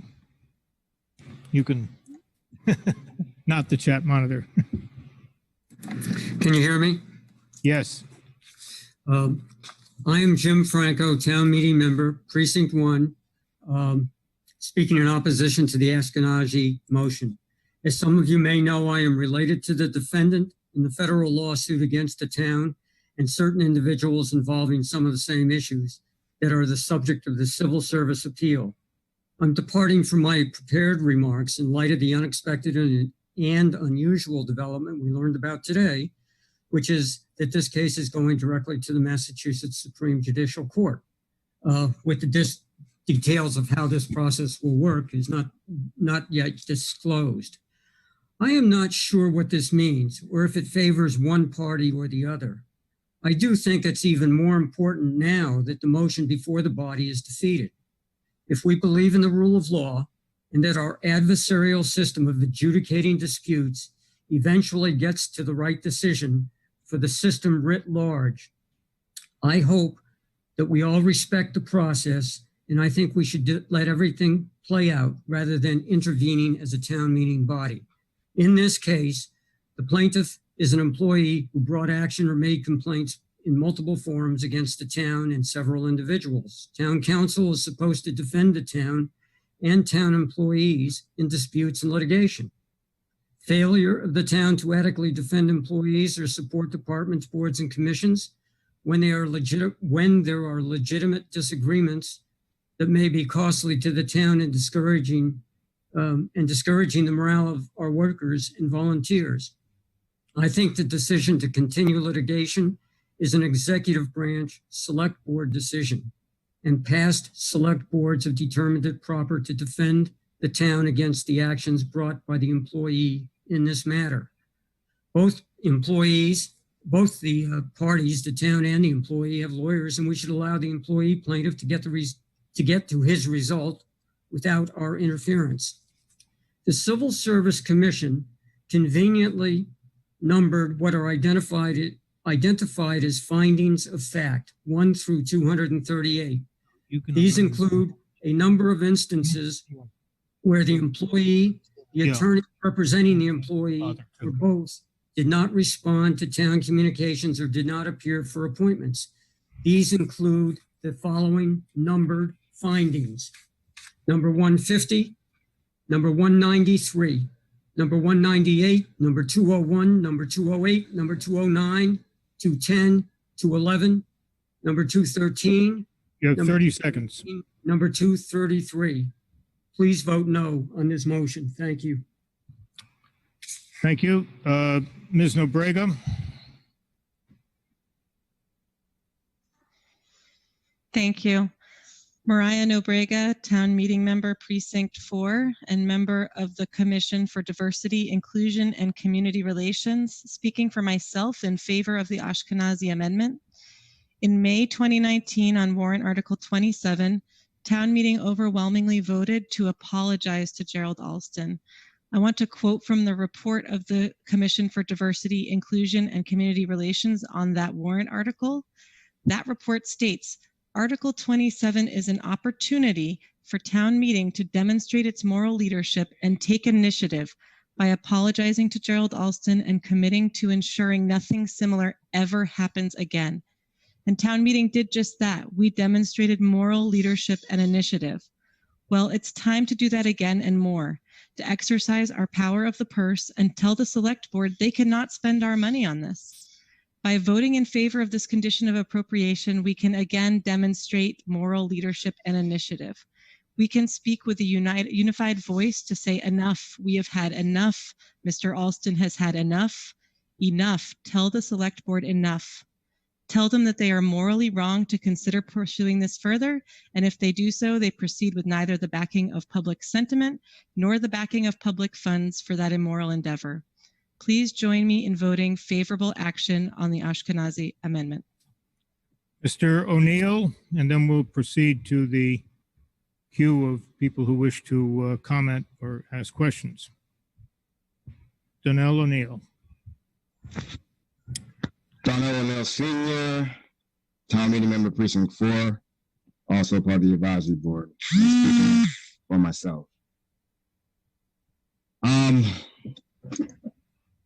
So my issue with I appreciate the amendment but I don't think this is the way about going about changing systemic racism in town. And I feel that this is a bylaw issue, a policy issue that needs to be addressed. Mr. Alston's not hurting right now. He's not hungry. He's not on food stamps. He has a house. He's on payroll, working. My question is, why haven't they settled? What's the problem? So I'm gonna abstain from voting, and I want everyone to realize that this is about a drug test, public safety, and a drug test. The N-word was caught on the phone, but this started with a drug test. So please don't forget that. All right. That's all I have to say. Please unmute me. Thank you. Ms. Granoff.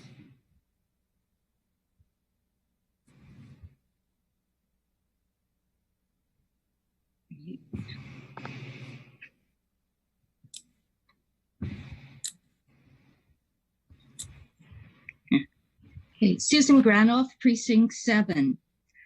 I'm also, or I was an employment lawyer until I retired, and I've actually participated in appeals before the SJC. The idea that we could possibly have a whole new set of lawyers arguing our case effectively before the SJC is preposterous. The SJC expects that attorneys arguing before it be thoroughly familiar with the case's entire legal history, fact pattern, and relevant law, so that they can answer each of its judges' questions immediately, as soon as they are asked during the hearing. To replace the town's current attorneys, who have a deep understanding of the relevant law and complex fact patterns, with entirely new lawyers who have none of this familiarity and knowledge, would put the town at an extreme and unfair legal disadvantage. The fact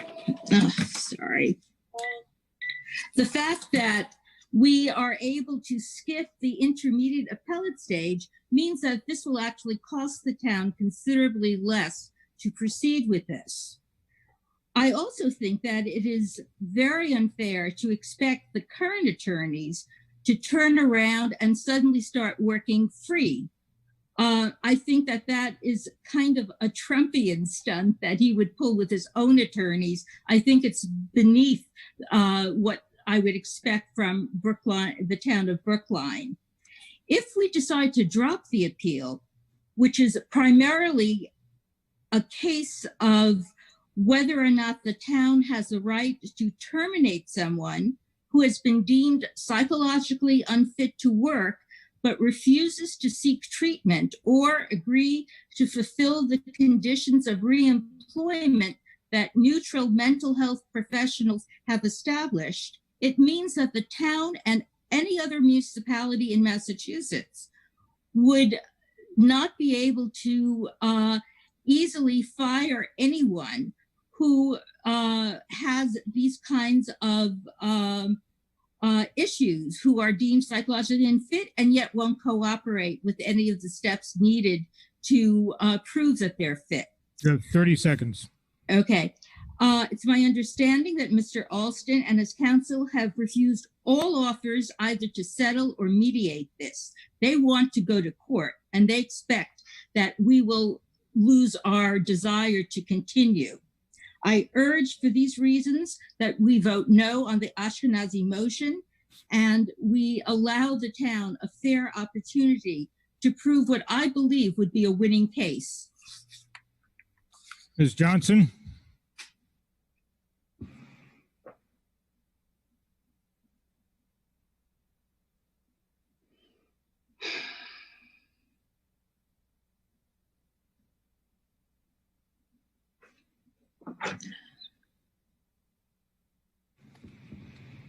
And by the way, we're pausing to take comments from the floor, as it were. Those people who have signed up to, since the meeting started. And when we hear from enough of them, we will get back to the people who have signed up in advance. So, Ms. Johnson?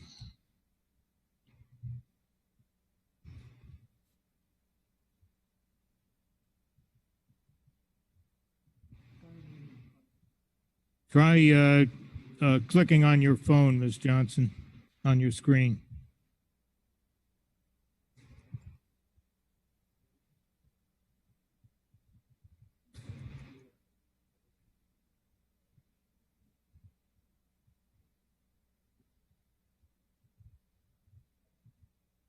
Well, I'm sorry, we're going to have to move on. Mr. Benson? I am trying. Hi, thank you for taking my moment here. I'm Jeffrey Benson from Precinct 3. I am speaking not as a lawyer. So perhaps to many of you who are wondering on your vote and are still thinking about that, I want to say why I'm voting for this amendment. I think votes always carry a symbolic weight. From what I've read and heard from the technical and legal arguments, there's this concern of not letting Mr. Alston and his lawyer get away with some uncooperative behavior in the legal process, and not setting a precedent for which we ignore the technical legal steps through the long process to ultimately a technical and legal conclusion. I am not moved by needing to protect the town from such a precedent. I am moved by the precedent of fighting against the human being who is abused as an employee of our town. I am not denigrating the technical and legal arguments, only that sometimes that stuff isn't as important as trying to put closure on a human tragedy. Thank you very much.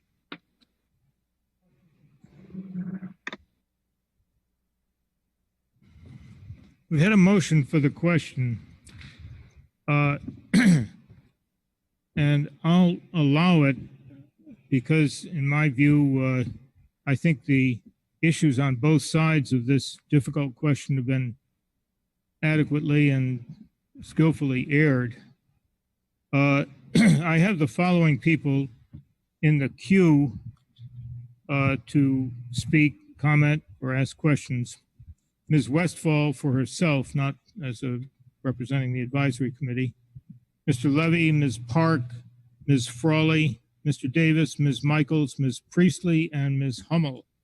I have Mr. Ananian, who signed up in advance to speak in favor of the Ashkenazi motion. And I have Anita Johnson, Ms. Poverman, and Ms. Heller signed up to speak in opposition to it. I have two non-town meeting members who have asked to and been permitted to speak, to join us to speak in favor of the motion, Shanshan Guo and Shifra Freewoman. So those are the people who have, who will be not be able to comment or give speeches to town meeting if we pass this motion for the question. But it has been called. Is there a second? Let's. Well, we've already heard from Ms. Brown. Okay, I'll call on Mr. Green for a second. Okay, it's been so. This is a motion to terminate debate.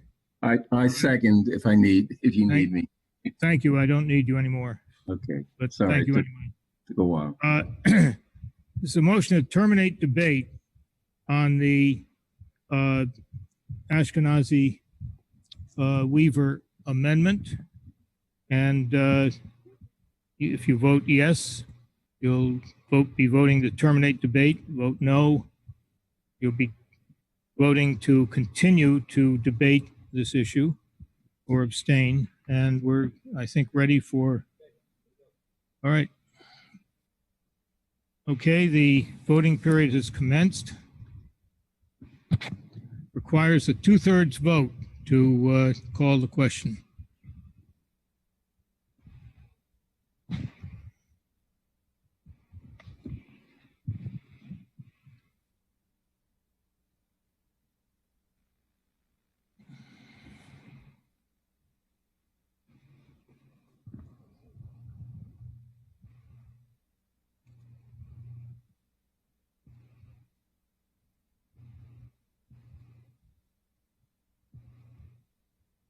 Ten seconds.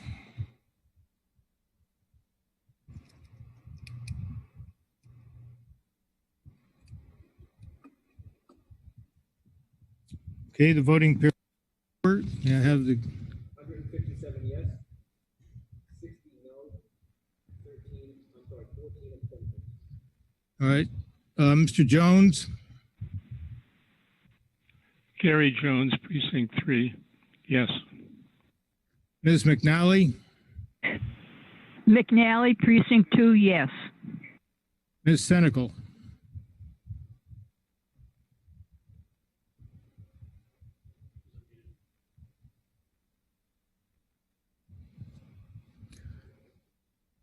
Okay, well, the motion carries by a vote of 159 to 60.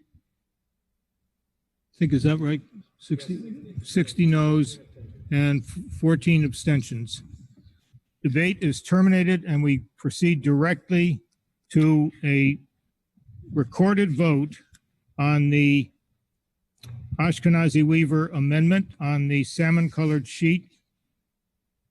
A vote in favor is will be a vote to that town meeting is asking that the town no further town funds be used to prosecute the civil service case. A vote for no vote is a vote against that, and obviously an abstention. So are you ready? Okay, the voting period has commenced.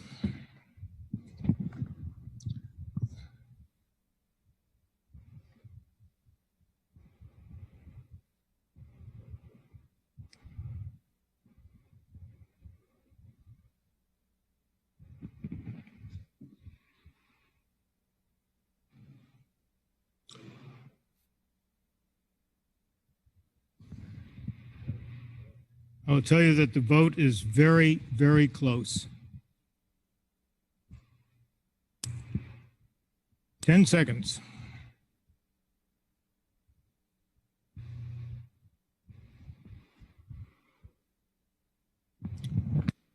Period is over. We have 110 yes, 103 no, with 20 abstentions. Mr. Jones. Gary Jones, Precinct 3.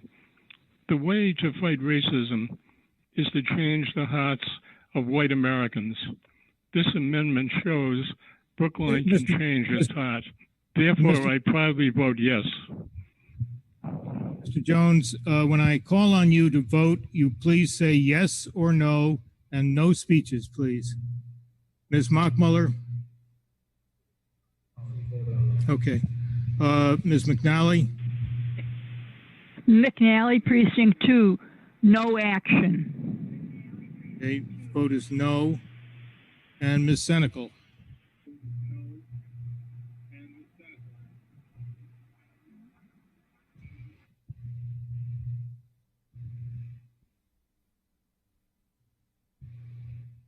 Ms. Senecal, hit the microphone on your screen and tell us what your vote is.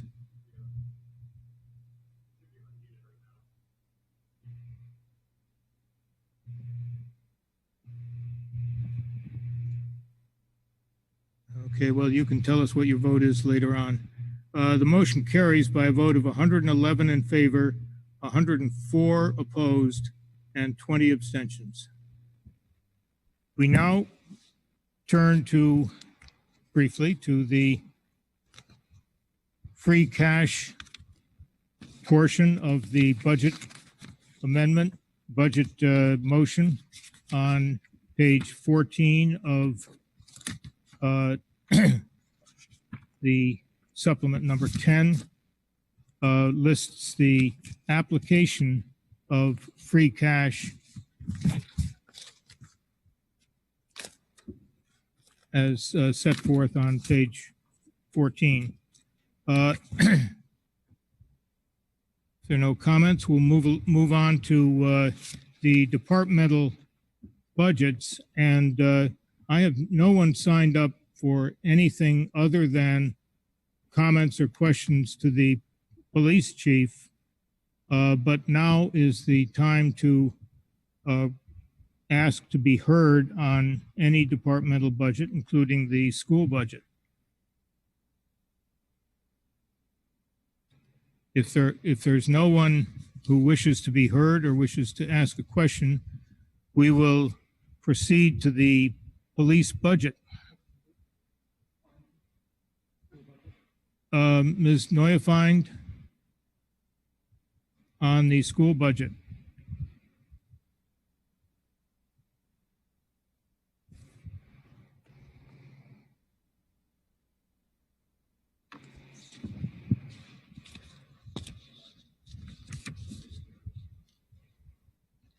Ms. Neuefeind?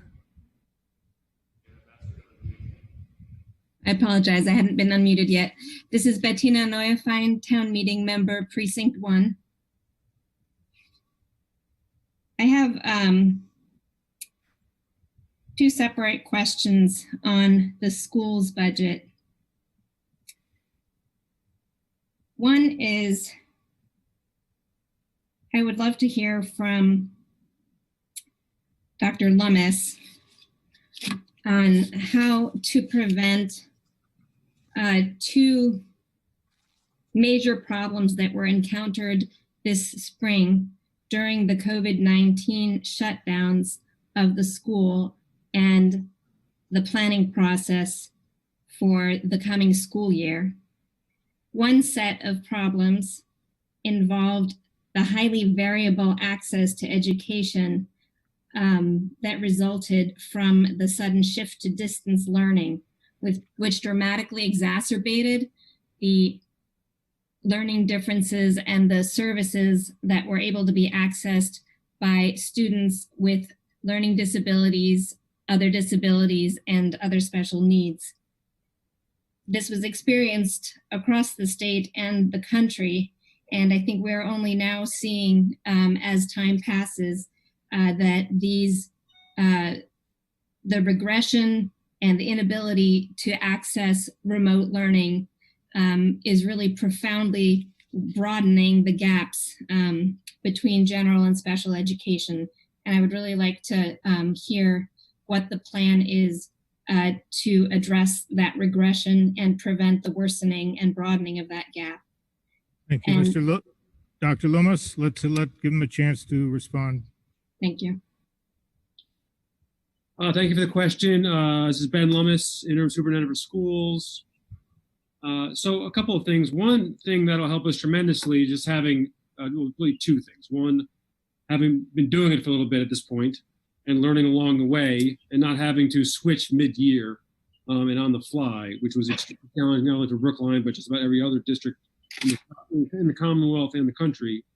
The second piece, so learning quite a bit around how to provide special education services, and that's everything from speech and language support to working in small groups to working one-on-one. Those are the things we didn't have up and running at the beginning, but by the end of the school year had improved on. I won't say we had them completely wired yet. So that learning, the learning that has happened by doing it for a few months, and what we were able to put in as we went along, and that's also utilizing more staff and more staff more fully. The other piece is just the planning work that's going on right now. So we've been planning for really getting things in place for about a month, and that's again learning on what we've been doing. We've have a planning group of our special educators, our social emotional support teams, meaning our guidance counselors and school psychologists and social workers, our curriculum coordinators and our school principals, Alongside that, and now connected, is the planning that a very large group of teachers are doing, headed up by the Brookline Educators Union. So those are pieces that are coming into play, and that timeline will help us quite a bit. And then finally, one other piece on this is scheduling. We really left the scheduling up, and it was very difficult to figure out how to do this to classes, to schools, almost student by student in a way. And that proved very challenging and very complicated for students to access, families to understand, families to help their children access classes and supports. And so we intend for the fall to have whether we're hybrid, which means a combination of in-person and remote learning, or full remote learning. If we're doing any of those pieces where kids are out of school and learning, we'll have it scheduled. Meaning kids will have schedules for those school days, just like they do when school's on.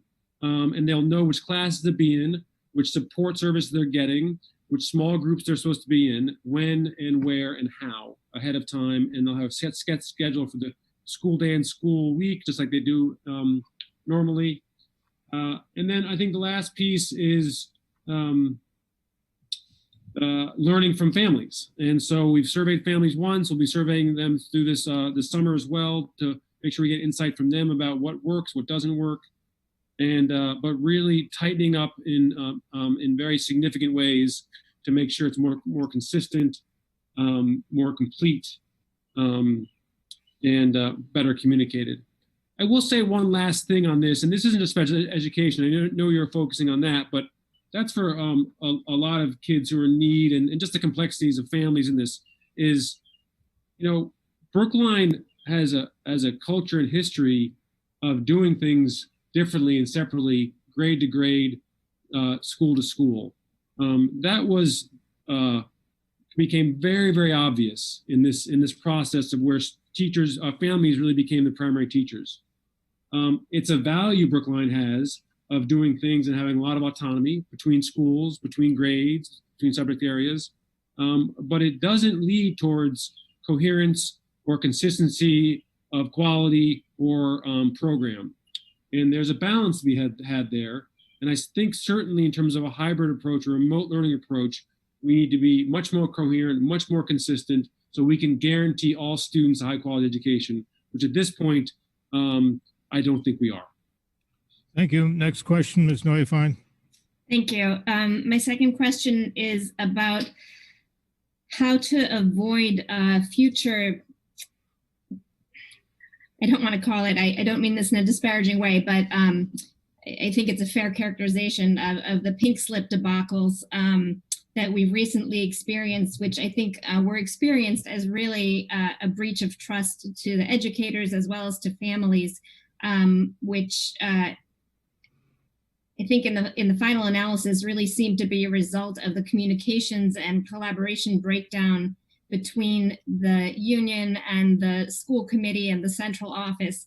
And many families have asked me to ask you, how can we know that going forward, the collaboration and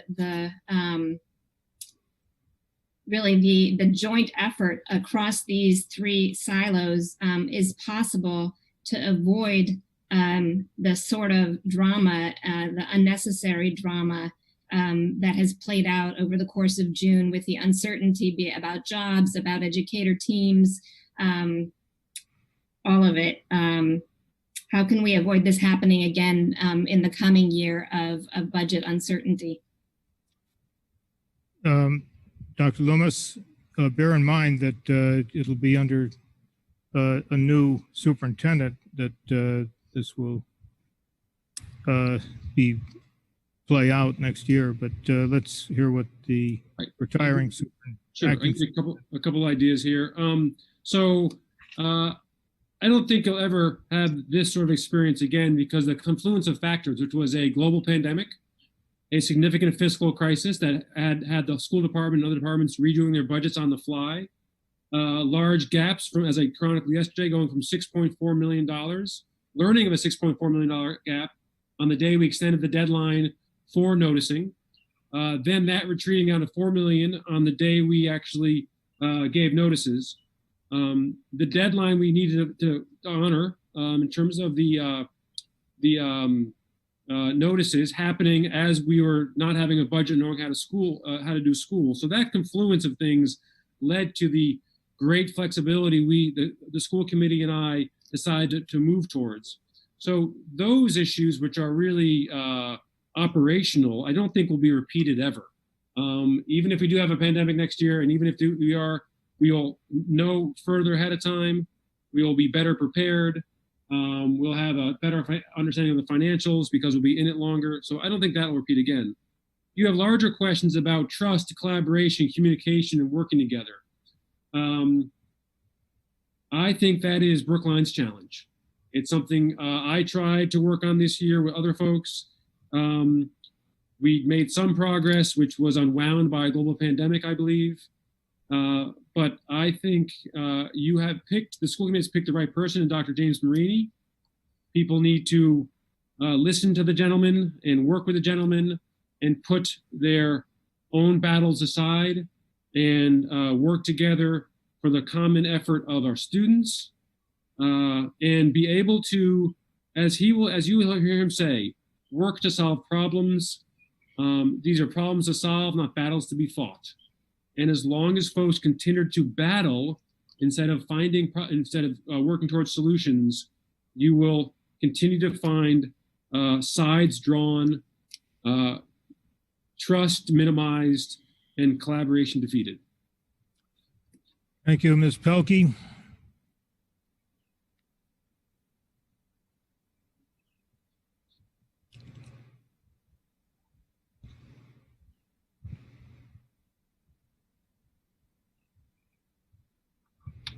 Yes, hello. Linda Olson-Pelkey, town meeting member, precinct 2. I wanted to mostly make a comment about the DPW budget. I'm looking in our budget book and noticed that the impact of COVID, the reductions for public works were 3 vacancies, reduced capital outlay, supply, and services. And I would like to remind town meeting as well that last session, we passed warrant article 31, which proposed a grand vision for how to transform our transportation system into one that improved accessibility and equity for all users. And that was a very strong statement of the goals of town meeting. And it included the need to hire an additional staff person, which was not even contemplated in the original 2021 budget. I am a newly sworn in member of the Transportation Board, and I can attest to the fact that our DPW staff, in particular our transportation staff, is incredibly overworked and very hardworking and dedicated. And this impact on our transportation system, even if we can't deploy additional COVID adaptations because we don't have any more cones, which is true, or fix our roads. This affects everyone in town, and these are safety issues. And I know we're all suffering and doing more with less, and we've spread the pain around, but I would just like to highlight the need for additional resources in the future when we're able for the DPW. Thank you. Thank you. Ms. O'Connell, you're next on the list, but your comments relate to the police budget. And if you'll hark back to my description of our process this evening, you'll see that we're dealing at this juncture with budgets other than the police budget. We'll have all comments and amendments and so forth dealt with it in a single session on the police. And I am afraid that session may not occur until next Tuesday because we have 15 more people signed up to ask questions on the budget. But let's see what happens. So, Mr. Miller.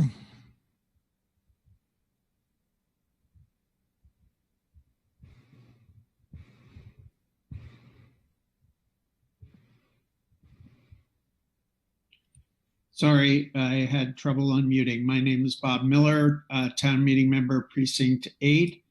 I wanted to, I have actually 3 questions. The union's been trying to get the names of the staff members out of the 362 plus the paraprofessionals that have been recalled. And I don't believe we've gotten a complete list at this point, but I believe that Mr. Lummis said yesterday that there were a total of 38.5 full-time employees from units A and B and 20 FTEs from the para unit, all of them from BEEP, that were being reduced. What I wanted to bring up was that I believe that there's an additional to the 20 paras, an additional 18 paraprofessionals that were dismissed for performance reasons. So in other words, those would be paraprofessionals that would not be intended to be brought back because they were being dismissed for performance. And I believe of those 18, 14 of them are staff of color, in other words, 78%. So I had a few questions. One is, in light of that large number of staff of color, and in addition, my anecdotal experiences are that our staff of color leave in much greater percentages. Why do you think we have such a large turnover rate, and why, in fact, are those the people that we're choosing to fire, essentially? Should I ask my other 2 questions or take them one at a time? Why don't we get a response to your first question, then you can proceed to the other 2. Thank you, Mr. Moderator.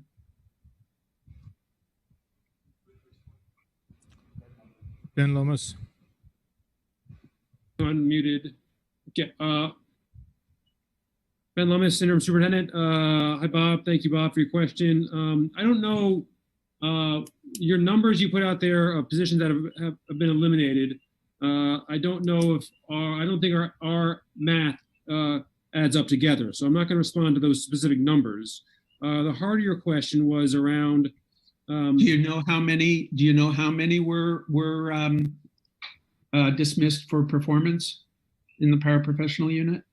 I don't know the exact number. No, I don't actually participate in those conversations. Those are building-based or department-based decisions. This is the first I've heard of the specific demographics of those particular individuals. There's been quite a bit going on, as you know, so I can't speak to the accuracy of those numbers. The heart of your question, though, I think is a very important one. We've done a very, very good job. And when I say we, I mean the district office staff, the district leaders, principals, school committee, and others have done a really great job attracting and bringing on a diverse group of staff and growing the diversity in our ranks quite significantly. At this point, there are only 2 communities in the Commonwealth which have a more diverse teaching and paraprofessional staff than Brookline does. That's Cambridge and Boston. So that strength, though, and we're doing a number of things in terms of hiring, but also retention, developing pathways for paraprofessionals of color to become certified teachers, affinity groups for teachers of color, and LGBTQ teachers.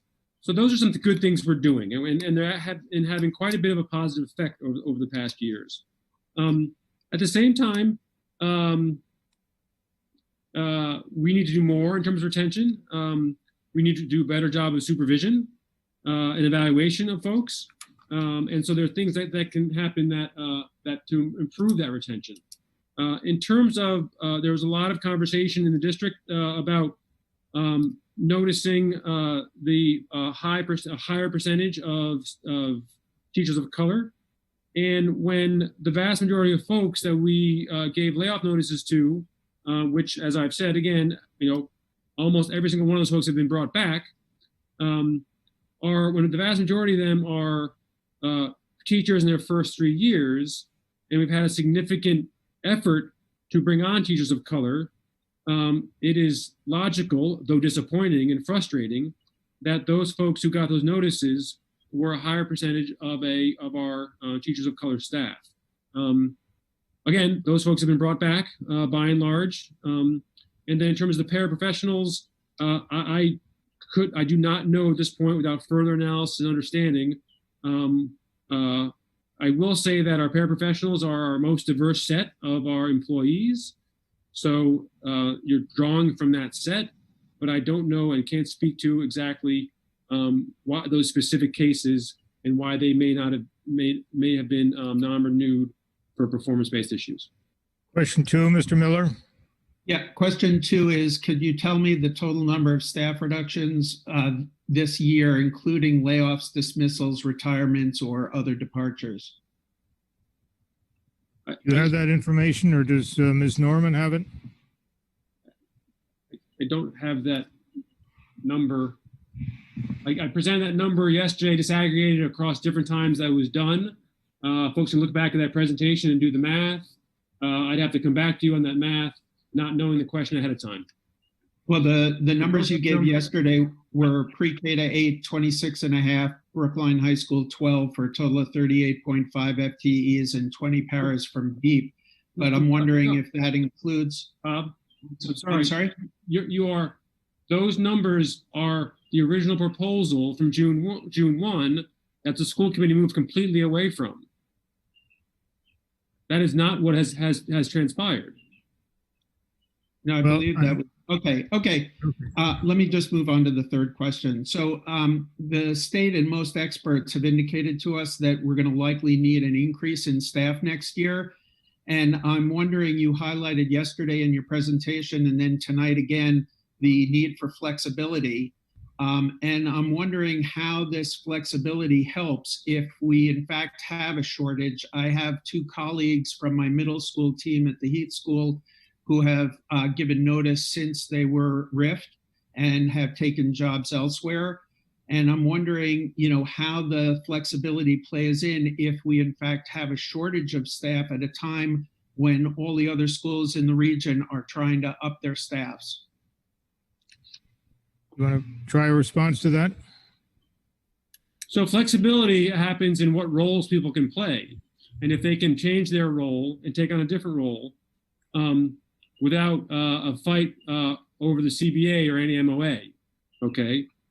So that's where flexibility can come in. Can we change someone who is a paraprofessional working with one group of kids to be a paraprofessional with a whole different group of kids, okay? Or a teacher who is in wellness, can they support a small group of kids on social emotional support? Or will there be a battle about roles and directives and regional directives? That's one area flexibility can be very, very important, is what role, what work are people willing, able to do to support students in need. So that's one area. In terms of additional staff, at this point, we have to operate within the budget we are granted by the town. We are fully staffed.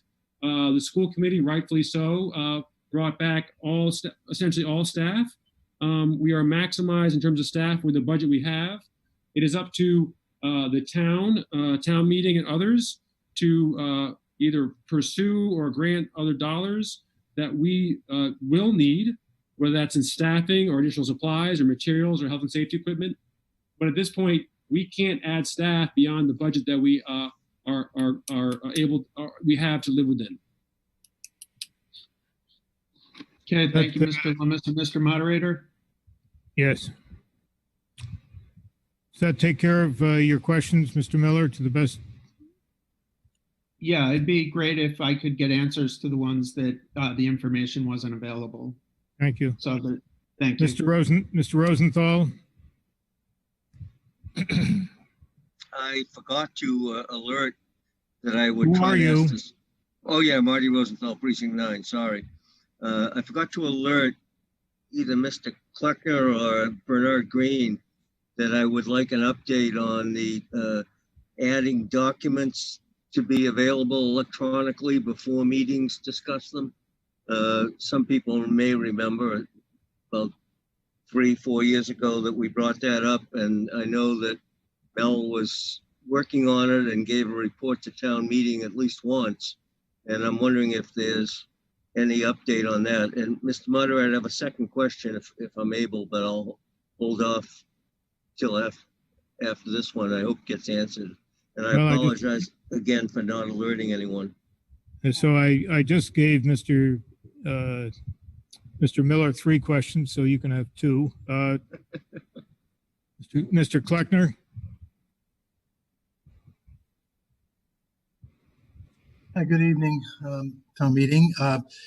So what Mr. Rosenthal is referring to is the requirement or the request by town meeting that our documents get produced electronically and integrated in a way that is able to be used online.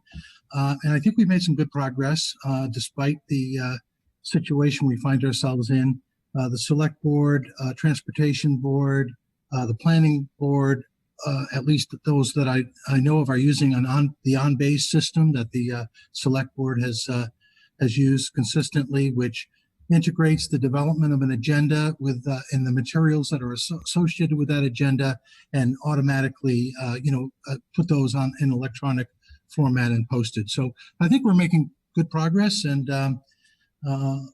we've been a little busy with other things this spring, but we'll continue to make progress. Mr. Rosenthal. Okay, thank you. I'll spare you the cross-examination, and I look forward to further progress. But my second question relates to in the line items, both the first and the last, and it has to do with the police collective bargaining. And I know a lot of people are concerned about what the prospects are and the priorities for cameras on cruisers and body cameras on the police department. I think it's about time this happened here. And a Department of Justice report from 2016 reported that 50% of jurisdiction in the country already had it. So what's up with that, if you don't mind? Mr. Kleckner, can you respond? Sure. I'm not going to, get into collective bargaining specifics, but Chapter 150E in Massachusetts does not allow a city or town to unilaterally implement, different working conditions, and clearly cameras are working conditions. I assume you've heard from the select board and their commitment to look at reimagining policing. I think they are very aware of the issues you're talking about. I can assure you those have been discussed extensively in prior negotiations. We haven't reached a deal on that yet, but we're in negotiations as we speak. Thank you, Mr. Carroll. And Mr. Carroll, you can take the floor and ask your questions concerning the Council on Aging and the health budgets. Great. Yeah, and I should say I signed up a second time, and the second time I misspelled my name. So yeah, I'll do them first. First question on better tell us your name. Yeah, Frank Carroll, Precinct 10. Thank you. My question for the Council on Aging is how the Council on Aging is going to serve the older population with in a tight budget situation, given that now most of that population has to be served remotely. Normally it's very efficient for the council because the people come to the senior center, but now for the most part they cannot. So Ms. Dobeck?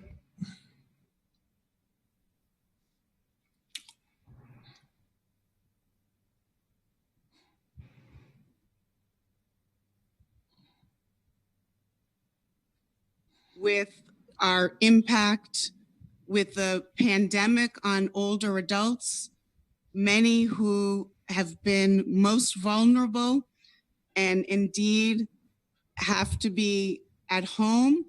And this is of great concern with the isolation. The good news is that the senior center is scaling up its operation. We've been able to provide income tax, meals, and some limited services. While it hurts deeply to have a cut, we feel that with our staff and some grant proposals and fundraising that we'll be able to maintain our level of service. We do want to make town meeting aware that there will be an increased need for volunteers to assist. We are deeply concerned with what this isolation and pandemic has meant to our most vulnerable seniors. We hope that the budget will be restored at November or for next year, so we'll be at full capacity. Thank you. Now, I want to caution the members of town staff who are present that when I call on you to respond to questions or comments, you're not exempt from the requirement to announce your name and, in this case, your position with the town. So that was Ruth Dobeck of the Council on Aging. You have a question for the relating to the health budget, Mr. Carroll? Yeah, I have a question, and it's perhaps best addressed by the health department. In past summers, when we have had extraordinarily hot temperatures, the town has made public buildings available for that are air conditioned for people whose homes are not air conditioned, and that's typically been the senior center, the libraries, and perhaps town hall. We're currently in a situation where access to these buildings is very limited or no access at all. And my question is, what are we going to do this summer when we have extremely hot weather and we have vulnerable people who are living in quarters where they do not have air conditioning? Let's help. Dr. Jett?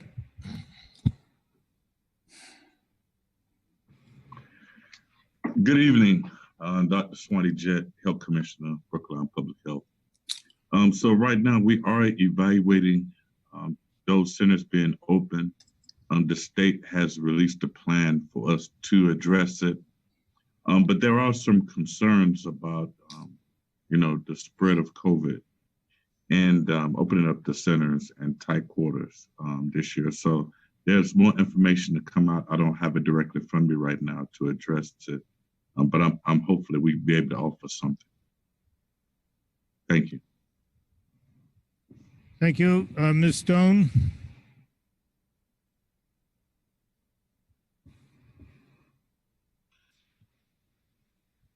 Thank you, Mr. Moderator. Rebecca Stone, Precinct 3. I wanted to commend the town clerk's office for the town election under very difficult circumstances, but a number of issues were raised during our experiment with mail-in voting and early voting, and we have two really important elections coming up in September and in November.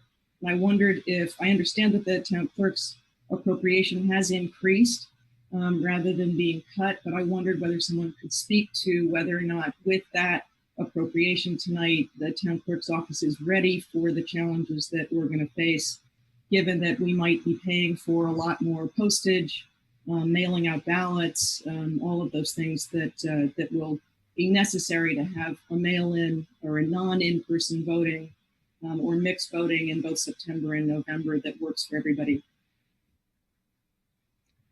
Okay, we're fixing up to respond. Just a moment.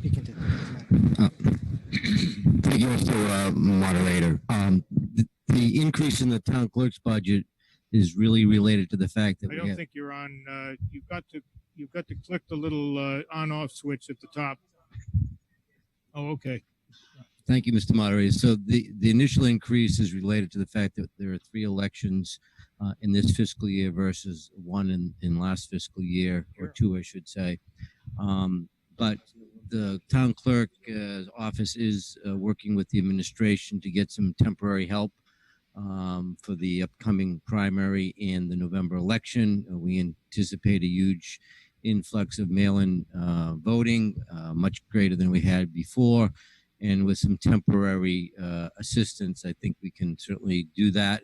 And we're much better prepared knowing what the rules are versus what just came upon every city and town in very short order. So, and we're also working on some internal controls to speed up the process. Sorry to interrupt, but would you tell us who you are and your role with the town clerk's office? I apologize, Mr. Moderator. My name is Jeff Nutting. I'm assisting Linda Goldberg in the absence of the clerk in overseeing the town clerk's office in the absence of Mr. Ward. Thank you. Mr. White?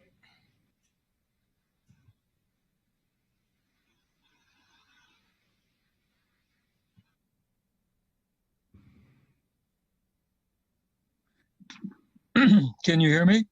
Yes. Good. George Abbott White, Precinct 9. 3 quick questions on schools. Number 1, I'm not clear on Jimmy Marini's salary. So if I could get the numbers for Dr. Marini. Mr. Loomis or Ms. Norman?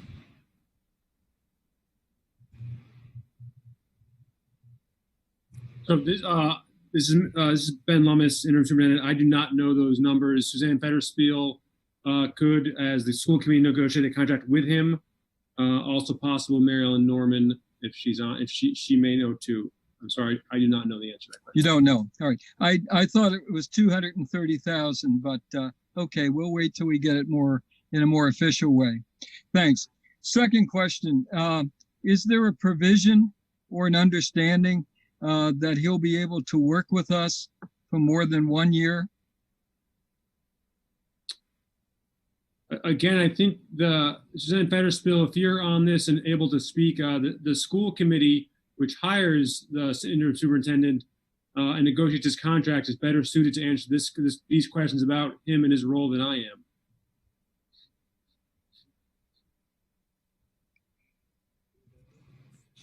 Yeah, who would you suggest we call on?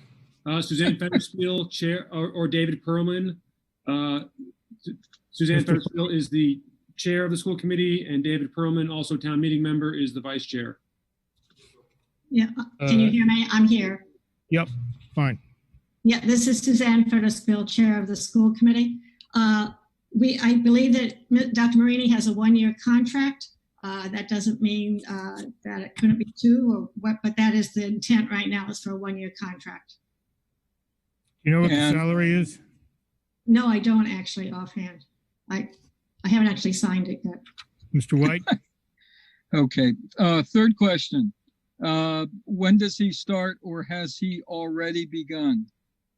That question I can answer. Can you hear me, Mr. Moderator? Yep. Go ahead. So Ben Lum is interim superintendent. So he starts officially on July 1st, but he's in meeting with me 3 or 4 times in person, regularly on the phone. And I know today he had a full slate of meetings with curriculum coordinators and others. He's met with senior leadership, so he's essentially already begun the transition, but he officially begins on July 1st. Excellent. Very good news. Thank you very much. You're very welcome. Now, the next person I have on the list is not a town meeting member, and she has signed up, Ms. Freewoman. She has signed up to speak to the police budget, and I'm going to ask her to hold her fire until we reach the police budget. So, Ms. Silbaugh, you're next. Hi, I have one question about. Who are you?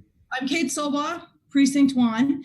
Thank you. My questions for Mr. Loomis. The first one is about whether or not all the METCO positions have been restored.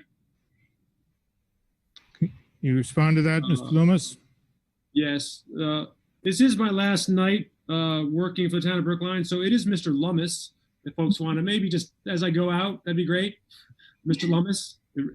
And yes, all the positions have been restored. There may be just one position we're still working on. It's a licensure question, but we have always had the intention to bring back all of our staff who work at the METCO program and support our students and families who are in the program. Next. Thank you. So then the other questions are about the design of school next year. And the first is just speaking to the question of how seriously you all are working or planning for any live or in-person component to school?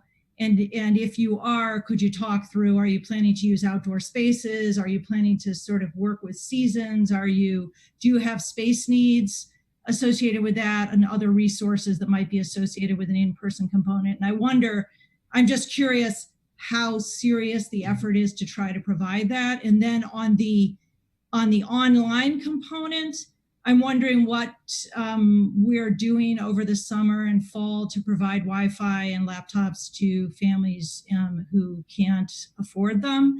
And I'm also wondering about the continuation of the school lunch program on which so many families depend if we're online.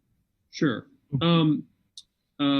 In terms of, wait a minute. Oh, Joe, again, sorry, I'm just trying to remember the questions. Number one, and how serious are we in returning to school in person in the fall? We are very, very serious about it. That is the way we like to do school, and that is the way that students and families like us to do school because it's the most effective way. Very importantly, so we've been planning with 3 planning groups, plus the school committee has convened a number of advisory panels, and our planning groups that the district has organized. It includes, as I mentioned before, principals and coordinators, so our teaching and learning leaders. They include guidance counselors, social workers, our head of our nurses. We will continue to collaborate with the Department of Public Health. Teachers are working closely with the BEU, and we're connecting with that group on a regular basis now. And very importantly, as I've been communicating to the school community, just today, the governor and Department of Elementary and Secondary Education Commissioner Jeff Riley released the initial draft guidance, okay, of how to be doing schooling in the fall, okay? This is unfortunately about a month later than we'd want it, but it is what it is. Very importantly, they have moved based on medical guidance, expert medical guidance, the notion that kids need to be 6 feet apart to that they need to be 3 feet apart with precautions, okay? That's very important because it of course increases the number of kids we can fit in any learning space, whether that's a classroom, a learning small learning space, or whether that's a gymnasium. So we will first, following the guidance, work with our operations staff to figure out exactly what that means for each of our classrooms. And that may change, just so everyone knows, it's the initial draft guidance. They've also laid out some parameters around what it takes to get into the buildings. And still they are guiding, and we've been planning for both in-person learning as well as remote learning, as well as a hybrid version of that. So some kids here, some kids not here type of thing. But we are doing everything we can through our planning process, through understanding costs that will be additional in terms of health and safety or furniture or the like, and what sources we can get for those. But we want to do everything we can to make sure that we can get folks into the building, school can start on time, and then also we're doing that in a safe way for families. You had a question about laptops and Wi-Fi. We have Chromebooks for every single student in our schools, K to 12. We probably even have some for B kids, but those probably aren't necessary. So we do not need any more Chromebooks or laptops. We did extensive work with our communities and with the BHA, our support staff, including METCO, Steps to Success, and other folks, our guidance counselors or principals, to identify which families needed support on Wi-Fi. Only one family needed support on Wi-Fi this spring. It was a homeless family, and we got that to them, and then they also remedied that themselves. So we will continue to ask families about Wi-Fi access, but at this point, and supply it and support them in any way we can, but we do not think it's a significant need because families have been able to figure out themselves. And in terms of school lunch, we will definitely continue that. We're continuing it. The school committee voted, or the school finance committee, sorry, voted 2 days ago, I believe, to continue the school lunch program through the summertime at a more robust level. And then obviously continue in the school year as well. We continue to work with Brookline Thrives, the BHA, and the food pantry, and collaborating with them to make sure our families in need have access to meals. And I believe that's now at this point 3 meals a day. Does that respond to all your questions, Ms. Silbaugh? Right. Okay, she's, all right. Ms. Brown?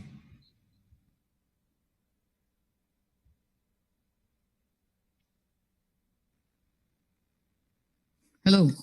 Thank you very much. Thank you. I have a few questions who are you? Yes, my name is Deborah Brown. I am a town meeting member from Precinct 1. Thank you for that gentle reminder. And my questions actually go to disparity for Superintendent Loomis. And I was wondering if you are going to be doing, or if you plan to do any disparity studies to evaluate the impact of COVID-19 on students, or for that matter, faculty of color. For example, have you or did you look at the impact of whether there was any truancy, differences? Is anyone tracking differences, for example, in the extent to which homework was distributed or checked? Mr. Loomis? Yes, Mr. Loomis, would you please respond? Ben Lummis, interim superintendent of schools.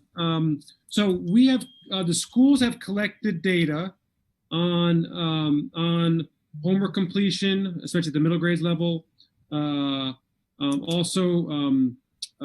believe also engagement in terms of showing up for classroom meetings and classroom sessions. We have not collected that information on a district level at this point. So I think it's a very, very good suggestion to do a closer look at that if possible and an analysis.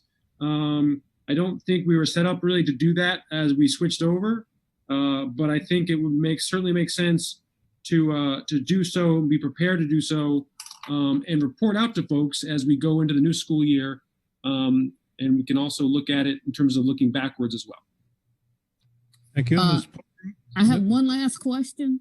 Sure. And it relates to minority business enterprise. I did not see a description in your budget analysis as it relates to minority business enterprise. You all are doing, so my question is twofold. Do you have an established women and minority business goals? If so, what are those goals? And if not, when will you be establishing some women and minority business goals? So I'll call on Mr. Green.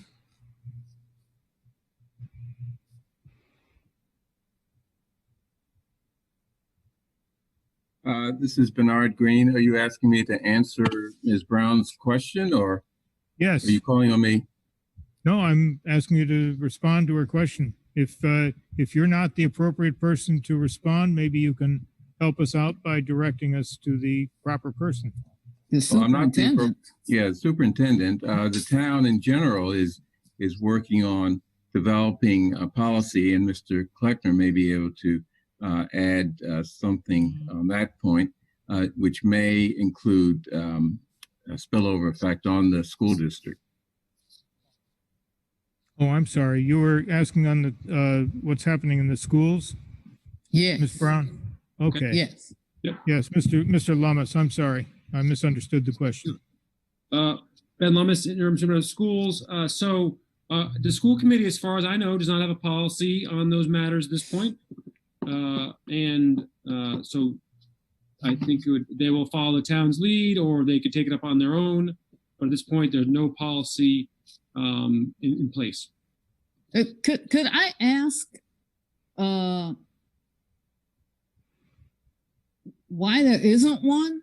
I mean, isn't there some federal requirement somewhere in there that you actually have some goals? On these matters, the school department would follow the town's lead. We follow the town's lead on purchasing and procurement and contract development. So I do not know myself if there are state or federal regulations that pertain exactly to schools. It's just a lot of money, and as we talk about fairness and equity, it seems like women, there are some opportunities missed here. That's all I'm saying. Thank you. Ms. Poverman?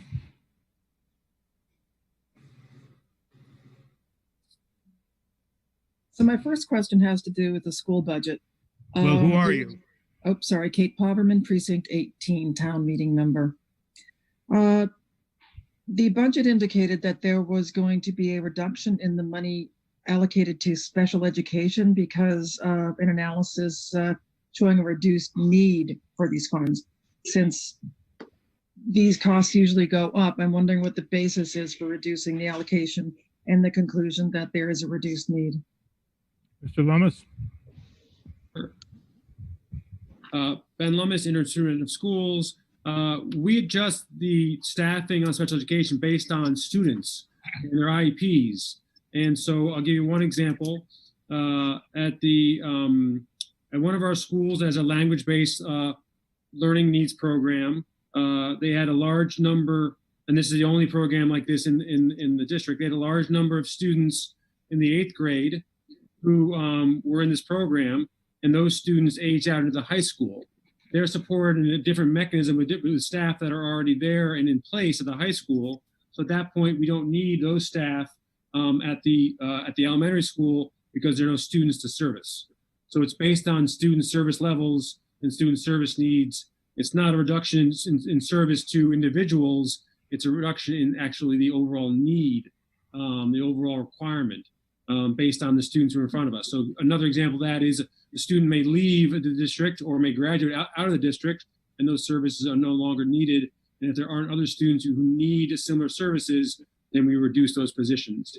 Just like we would do if a class size at elementary grades got too small, we would consolidate those classrooms and then reduce a position as well for regular education. Next question, Ms. Poverman. So in the recreation budget, there is a fair amount, I can't tell you exactly how much, allocated to, I'll describe it as events and other things put on by the recreation department for the benefit of the town. Considering that gatherings and things are likely to be restricted given COVID-19 restrictions in the at least upcoming 6 months, I'm wondering if any thought was given to reducing the amount allocated to such activities. Ms. Galantine, you're talking about the subject that Ms. Galantine addressed last night, I think. So let's see what she has to say.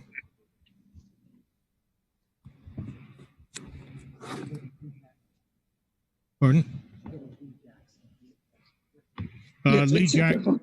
I'm sorry. Let's call on Lee Jackson, Recreation Director. Thank you, Mr. Moderator. My name is Lee Jackson. I'm the Recreation Director here in the town of Brookline. Thank you, Kate, as well. That was a great question. The budget of recreation has seen a significant impact due to COVID.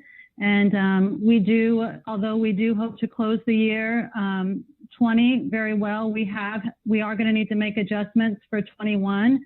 Given the COVID situation, a lot of our group programs and activities will have to be rethought and potentially canceled. And that money likely repurposed for other programs. So we will be working on that, and yes, want to acknowledge the importance of your question, and that is certainly a true fact that we are considering. Thank you. Thank you, Ms. Snyder.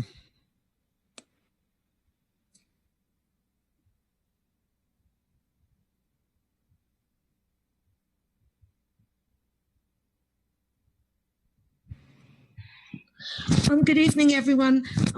Ruth Ann Snyder, Precinct 6. My question was answered. Thank you. Excellent. Ms. Priestley?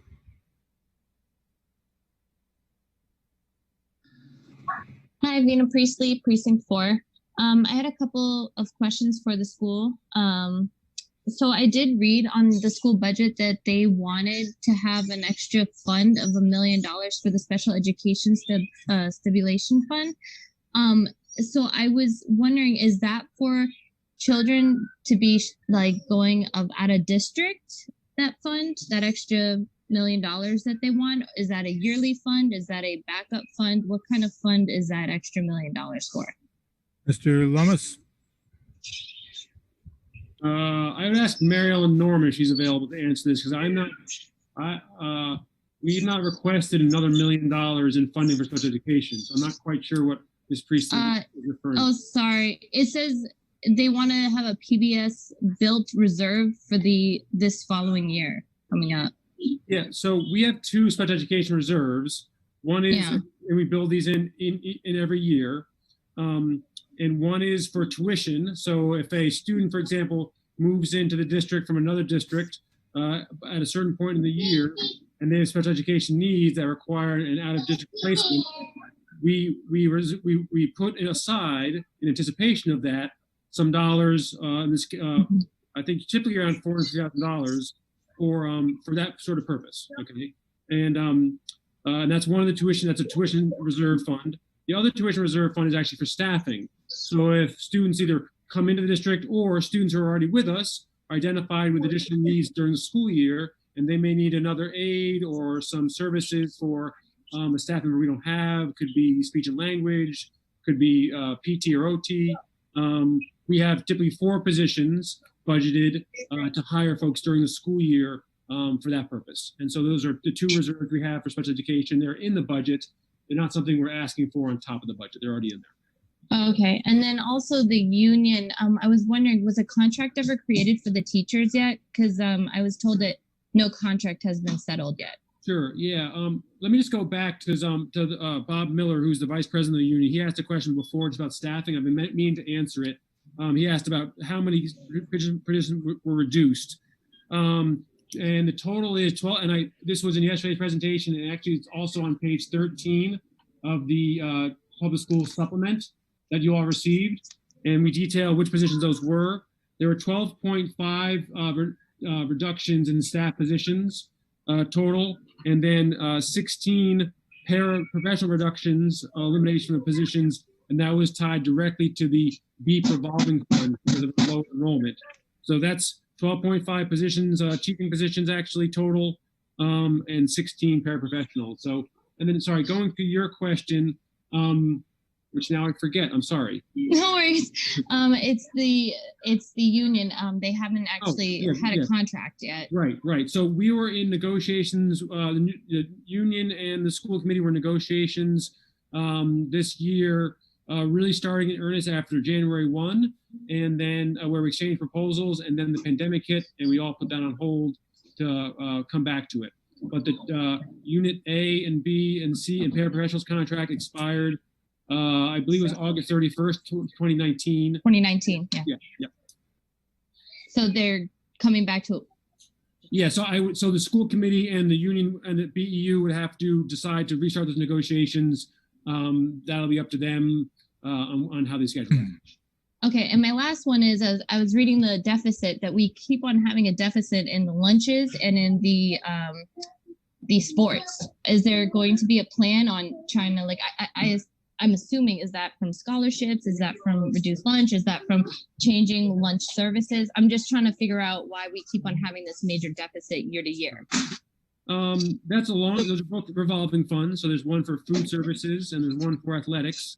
The food services depend obviously on catching fees from that. We have quite a bit of and this is historical. I mean, this is nothing new. It's been going on for years and happens in many districts. Quite a few families have unpaid balances. Often the assumption is those are folks who are struggling financially. That typically is not the case at all.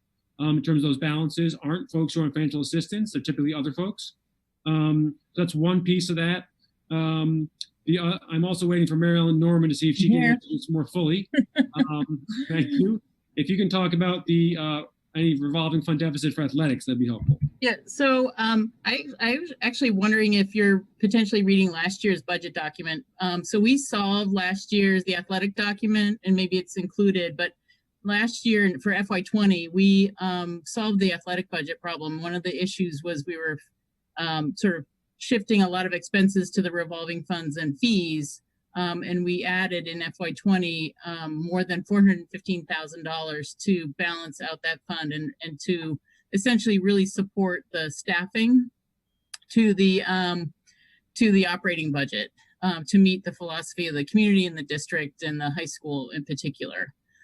With regards to the food service, deficit is we do have a very significant unpaid balance in student accounts. Those are actually not students who are low income. They range from people who have just forgetful parents, didn't pay the account, to sort of maybe a little, just not paying attention or realizing they need to pay for those accounts. So we've done some collection around that. Anybody that is on lower free and reduced lunch eligibility, we make sure that we can get them in the roles and they understand how the program works.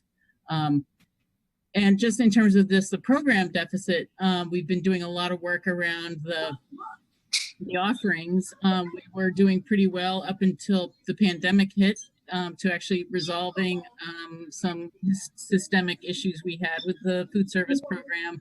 The pandemic hit, and then now the reimbursement rates from the federal government for our meals doesn't cover the costs of providing the meals. But we are, the school committee is very committed to making sure that we still work in partnership with the various service programs to make sure our low income and most vulnerable residents have access to meals. So we're continuing that.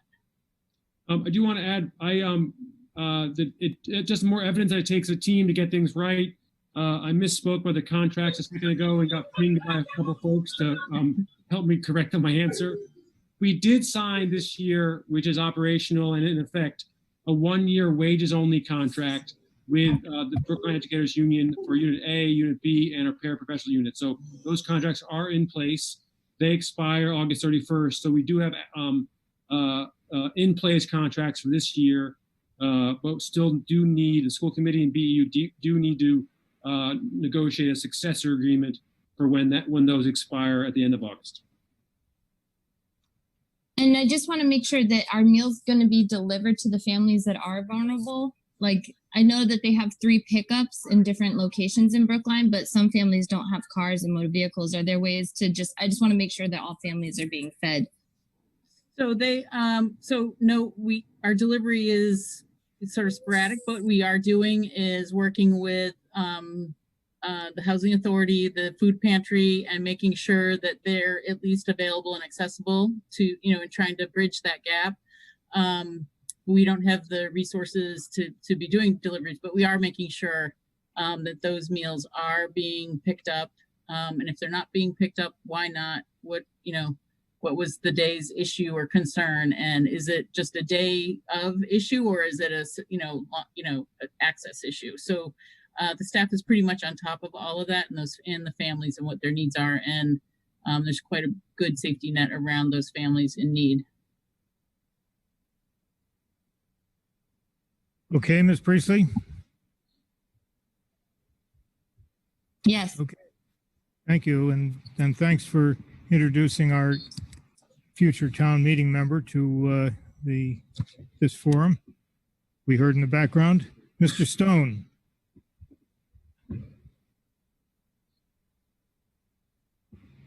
Hi, my question is for Mr. Lummis. As guidelines evolve for safe schooling in the fall, what measures and personnel do the schools have in place to ensure that our English language learners and their families who may not be proficient in English can stay up to date with back to school guidelines that come out over the summer? Sure. Mr. Lummis? Yep. Great question. Thank you, Mr. Stone. Ben Lummis, Interim Superintendent of Schools. So we have a really fantastic English language learners department and program led by Mindy Paolo and her teaching staff. One way where they've been keeping folks involved is through lots of translations and making translations available, both in terms of communications like you asked about, but also in terms of services. And that's phone translation as well as and as well as written translation. The other piece is, and part of that we've applied through the CARES Act to support that work. with some additional funding because it's really ramped up since the pandemic hit. So that's so there's that, and that's in terms of communication, keeping people well informed. Then of course the real work is the work that our teachers do, and the EL program has done actually an exemplary job of doing small group instruction, small group support, and then also working directly with other teachers and answering questions for them, using their content and their instructional materials, and making sure that our English language learners are keeping up to date and keeping on track. I do think, though, that there's a risk, in wanting to make sure that those families are being well informed and those students are being well supported. So I think it really will also require us to keep in touch with them, close contact with them. We surveyed our English language learner families. We'll be continuing doing that and making sure that our intentions are matched by the support that they're getting.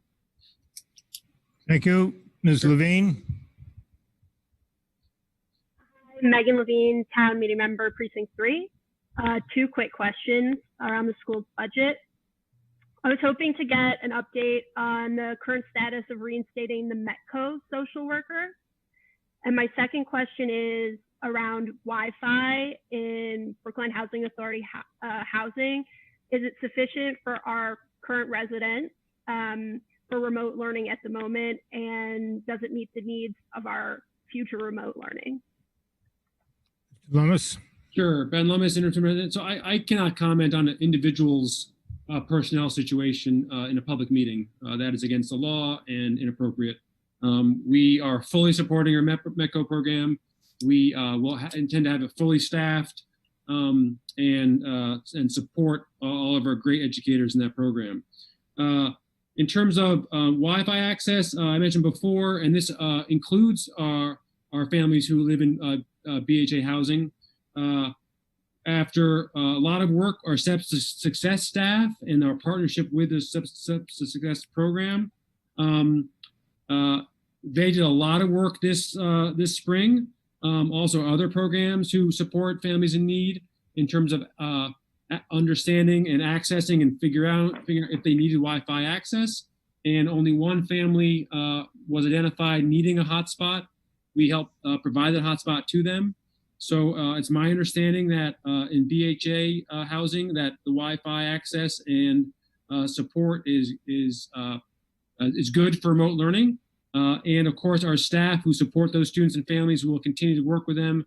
And I think we're prepared to help them access Wi-Fi if necessary in the year to come. Thank you. Could we hear quickly from the BHA staff about the Wi-Fi? I appreciate your answer. Sure.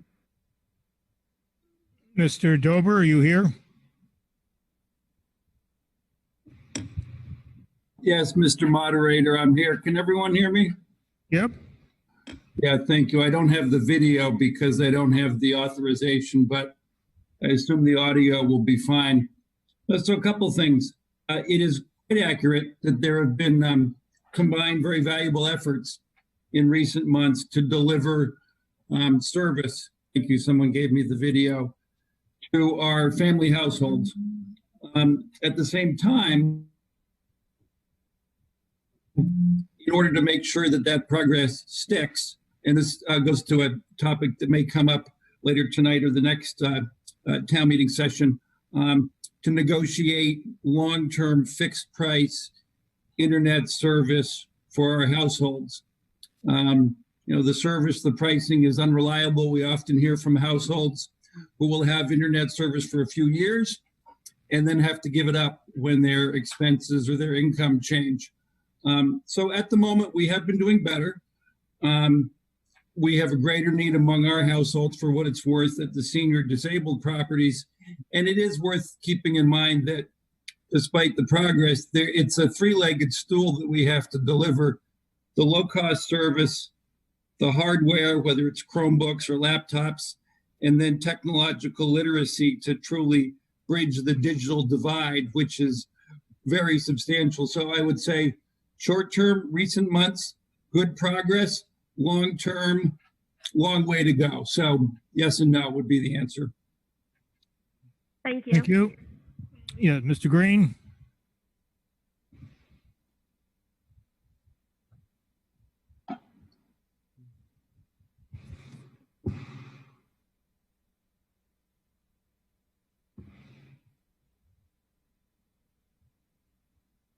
Sorry, it took a while for me to unmute. The system wasn't allowing me to get in. Mr. Moderator, Bernard Green, at-large member of town meeting and chair of the select board. First, I'd like to thank Mr. Lummis, pronounced as in hummus. Thank you. For his incredible work, contribution, and commitment to Brookline schools and the town under, I think, pretty difficult circumstances. So thank you, Mr. Lummis. Thank you, Mr. Green. I appreciate that. And now that you're leaving, I can pronounce your name properly, Lummis. I appreciate that too. Okay. My question relates to the apparent significant number of Black administrators and principals over the past year or so who we've lost. So I guess I'd like to know where we are with respect to the numbers of Black administrators and principals here in the school system. And you know, what plans are there to ensure that we don't lose any more? Thank you. Ben Lummis, interim superintendent of schools. Thank you, Mr. Green, for the question. It's a very appropriate question and the right one for all of us to be asking. As of today, there have been 5 African-American women in very significant leadership positions that have left the public schools of Brookline in the past year. Okay, 1 administrator last year at the high school, 2 principals this year, and 2 central office administrators. There are different reasons for all of those. But I think ultimately, Brookline needs to look at what it takes to be a leader of color in this town. The scrutiny one gets, the bias that folks face, the challenge that is brought upon them, in some cases from the very start, the questions that are asked of them that would not be asked of someone who looks like me. I don't say this lightly. I say this after much struggle. In some places, some of those, they're different cases. They're different individuals, different experiences. I do not want to treat these 5 very talented women as a group. And yet some ways they are very linked. So I believe it's going to take a lot of honest looking at each situation to understand what it was. I do believe that there wasn't, including myself, enough folks standing up for a couple of these women when they needed it most. And that's support from a professional level that is, sort of behind the scenes, support and mentorship, and then also in a public way as well for some of them. And again, they're different cases. They all need to be looked at as different individual experiences and circumstances that we can learn from. And it's troubling to me. And it needs to be troubling to the community. Yeah, I'd like to just add that Brookline should reflect on this situation and many other situations where there's an incredible desire to have diversity, to address issues important to Black people and other non-white people. But when people get here, many times, unless they sort of toe a party line, behave as we're expected to behave, the response is not very friendly. These women, some of whom I know, were extraordinary educators. Our loss is huge, and we really need to reflect on why that happened. 5 Black educators over a very short period of time says a lot about the town and how we treat people of color many times, claiming to be supportive, but really expecting them to behave and to think according to certain notions and stereotypes that people may have. So that's my rant or lecture, but thank you for the information, Mr. Loomis, as in hummus. I would agree with you about how we want folks to behave or carry themselves or communicate. There can be real bias in a narrow view of that. I will say one thing: it's Brookline, in terms of being an educator, education leader, is a tough place to come into. Very difficult place to come from the outside and be a school leader or district leader in. When we grow our own, those folks, people of color or otherwise, have a higher success ratio. Someone who comes from the outside, for whatever reason, has a very difficult proving, they need to prove themselves, and that is white or African American. And that isn't the way, I think, to welcome folks into a community, to build them, to nurture them, support them for the long term. And I believe that's even more difficult if it's a person of color. Thank you. Well, town meeting owes a vote of thanks to Mr. Lummis and Mr. Green for those heartfelt and quite troubling comments. Ms. Park?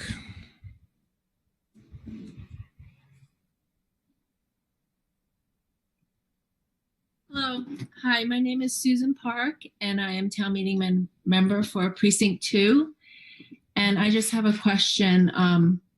So I've received a handful of emails and one phone call about relocating money from the police department to Brookline school deficits. So my question is, process-wise, hypothetically, if the police is defunded at all, and we don't know that this is going to happen, but can the money actually be relo allocated to any school at this point? Because I know the school committee allocates their needs and all the powers given to school committee. So again, my question is, technically, can money be moved? Well, Ms. Park, why don't you reserve your question for our debate on the police budget, because the question of funds that are transferred from the police budget to the schools and what they will be allocated for is a highly relevant to that whole debate. And that brings us actually to, and if you don't mind deferring that question until we get to the police department debate. Well, I do have a question then for Mr. Lummis. Okay. And I'm wondering, is the school committee actually like asking for the $500,000 deficit? Are they asking money from the town, or is that going to be given to them in other ways? So at this point, the school committee has approved a balanced budget. There is no deficit in the budget. There is a potential deficit in the revolving fund for BEEP because of the mandated smaller class size, which led to less enrollment and therefore less tuition in the revolving fund. So there's no $500,000 deficit. We've closed that. As I said before, I think it's the town and the school department do need to prepare and plan for additional likely expenses in a number of areas, which I touched on yesterday, related to learning, social emotional support, supplies, health and safety equipment. But if there was additional funding from the town or from state or federal grants or from emergency management dollars, at this point, I would support it going into a reserve that is focused on supporting those expenses above and beyond the operating budget that we expect to incur because of teaching during a pandemic. Okay. Okay. The question has been called, but that's actually irrelevant because there was no question before you. On the other hand, we have run out of town meeting members who have questions for department heads or the acting superintendent. And we now face the following dilemma. It is 10:10. If we continued to deal with the budget this evening, we are faced with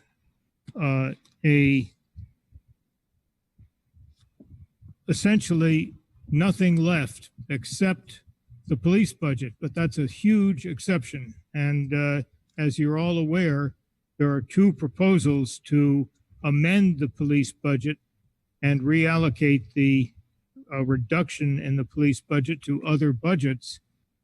These are highly controversial. Very many people have signed up to speak to these issues. I have probably 35 people who've already indicated an desire to speak, and we are not going to get through much of this debate in the next 20 minutes until 10:30. And if you embark on this debate, I predict we'll be here until after midnight. So what I'm going to do is allow a motion to adjourn, and we will vote on that motion to adjourn. If we adjourn, we will adjourn to 7 o'clock on Tuesday evening, and I'll get to the ramifications of that in just a moment. If the motion to adjourn fails, we will, for better or for worse, embark on the debate on the police budget.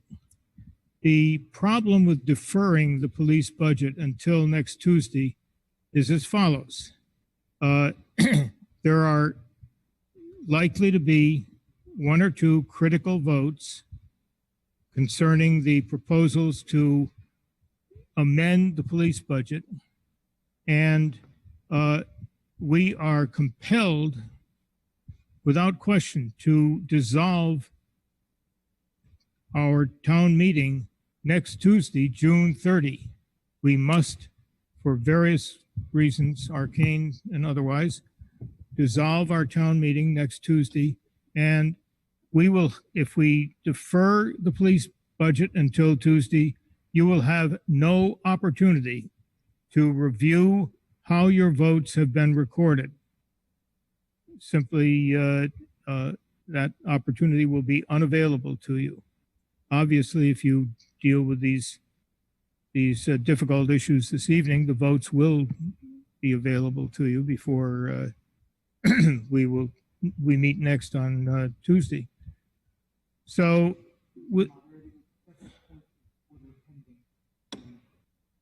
well, I'm not sure they're points of order, but who's making them?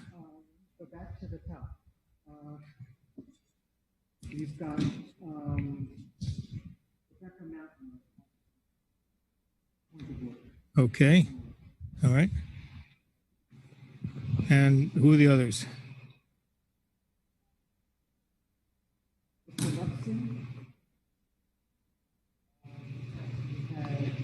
Somebody that wants to debate a motion to adjourn. There's several people, Mr. Davis. We have several people that want to take a motion to adjourn until Monday as opposed to Tuesday.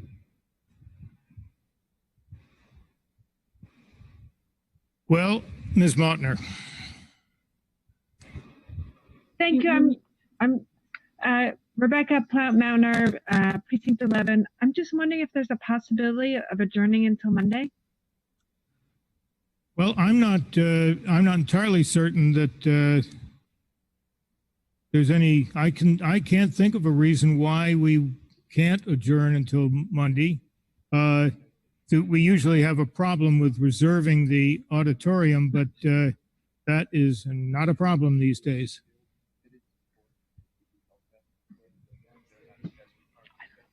Okay, well, I'm told that there will be limited support from the BU help desk because they have not programmed a Monday evening town meeting session into their workload.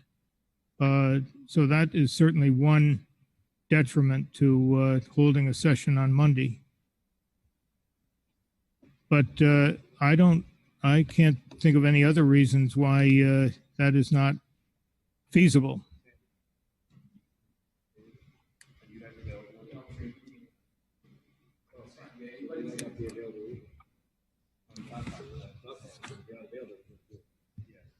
Well, the kibosh has just been put on a Monday evening session because half of my technical team will not be available on Monday. And without them, I cannot run a virtual town meeting. So we're back to the dilemma of either dealing with the police budget tonight until the wee hours, or dealing with it Tuesday when you will not have an opportunity to review how your votes have been recorded. I will say that the recording process has been fairly accurate, pretty accurate, given the issues of voting on a Zoom platform. And we've had half a dozen changes in votes, or votes that weren't recorded first time around, but it's been fairly minimal. So I think the accuracy of the announced vote has been, it's been pretty accurate. So I will now, let's consider this a debate on whether to adjourn. I don't want to try to characterize comments as points of order or not points of order. So I'll call on Mr. Lepson.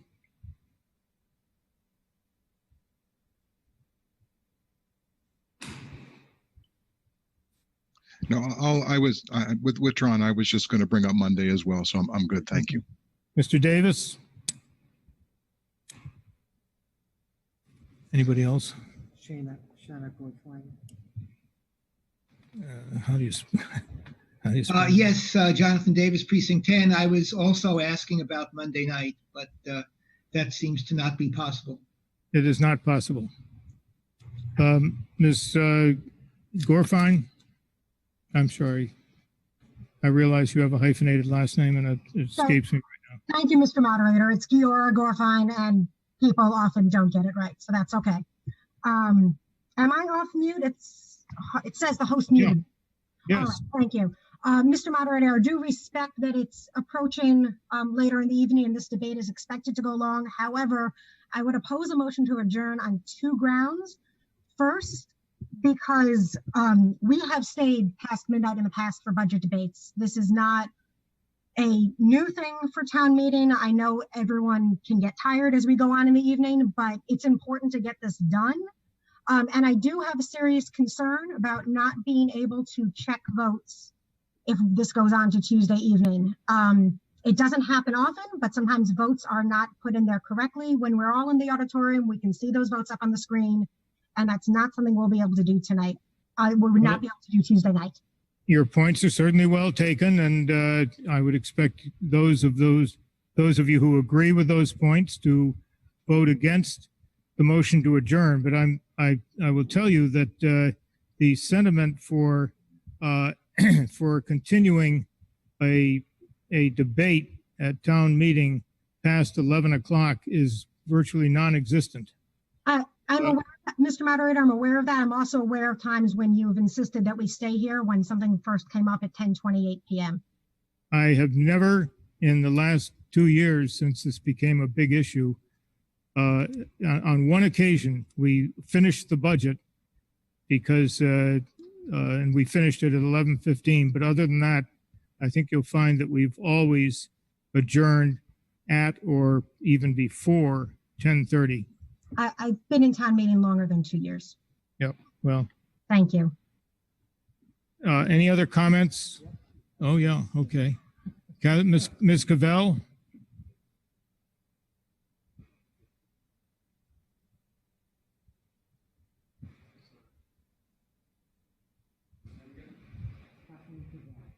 Cavell.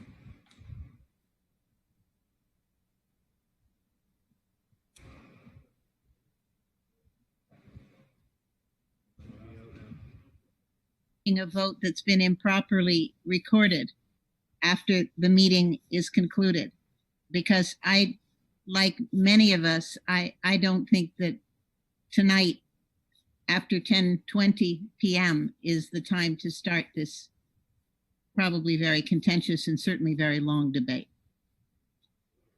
Thank you, Ms. Zimmerman. I agree, for what that's worth.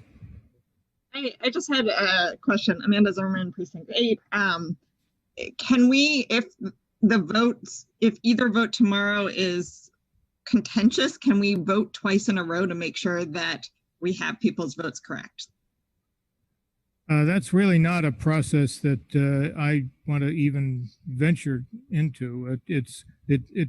When we vote on Zoom, we only get a total. We do not get a voter by voter summary. That is not available until after the meeting. The meeting session has been either adjourned or dissolved. So that's the dilemma. Mr. Karen?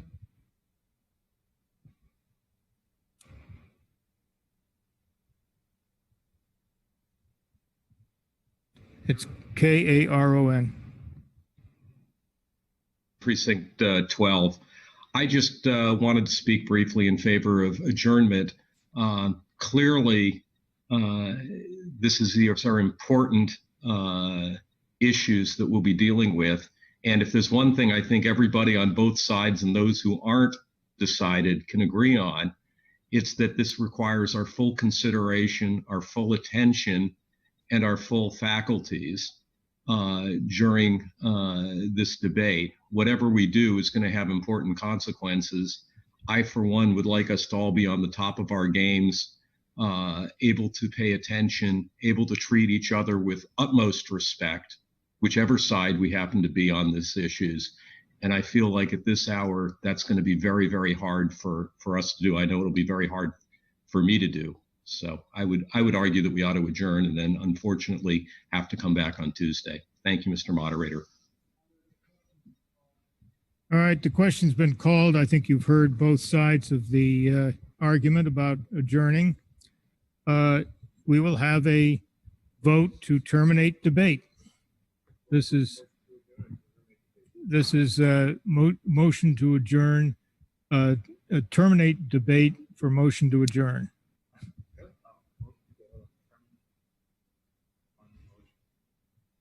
So we are voting at this point to terminate this debate and proceed directly to the motion to adjourn.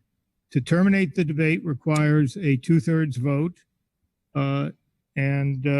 If you vote yes, you're voting to terminate the debate and vote on the motion to adjourn. You will still have the opportunity to vote down the motion to adjourn, certainly.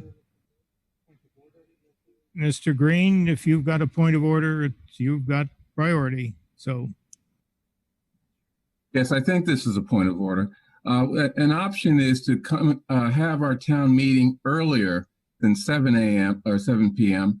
And also to maybe do a manual vote so that we at least have a fairly immediate written record, just in case there's any problems with the Zoom vote.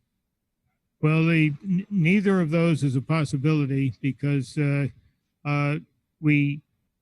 meeting earlier is not going to solve the accountability issue. And I'm not going to run through a roll call vote with 245 people present at at one point when we took the vote on the Alston motion. So, Ms. Greenwald? Yes.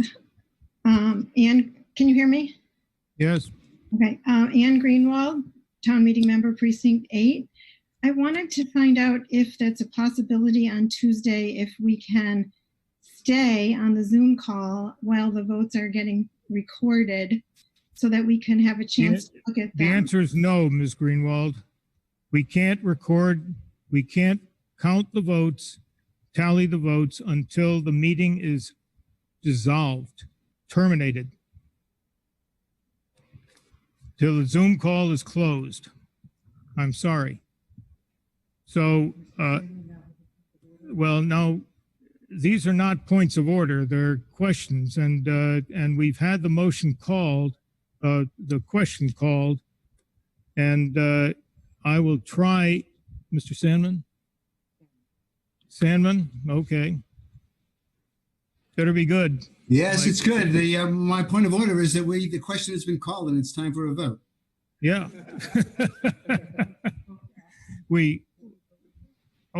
This will be a recorded vote. Yes, you great minds. Okay, on the, this is a motion to terminate the debate, and we will start the timing. Okay.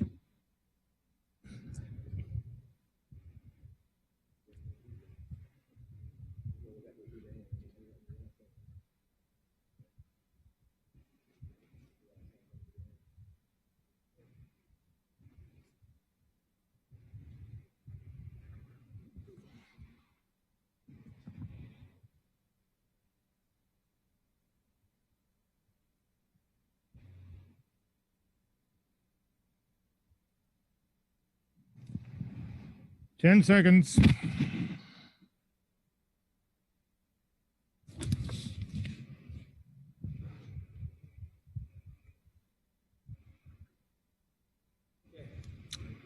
Count. 190 yes, 33 no, 5 abstentions. Mr. Jones.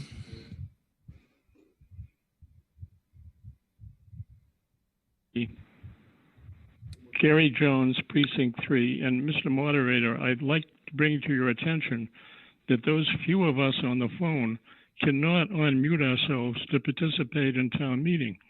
We're only unmuted when you call on us to vote. And if we need to make a statement, it has to be made when you call on us. And on this issue, I vote yes. Thank you. We'll figure that out between now and Tuesday, Mr. Jones. Star 9 is the way to raise your hand. And I'm sorry we didn't make that clear to those of you on the phones. Ms. McNally? McNally, Precinct 2, yes. And Ms. Senecal? Barbara Senecal from Precinct 13, yes. And Elisa Jones? Jonas? Elisa Jonas, Precinct 16, yes. So the motion carries by a vote of 194 in favor, 33 opposed, and 5 abstentions. And that is 232 or so, which is quite an extraordinary number for this time of night. But it shows the efficacy of, in one sense, of a virtual town meeting. On the motion to adjourn, vote yes if you wish to adjourn, no if you wish to continue debating the budget, and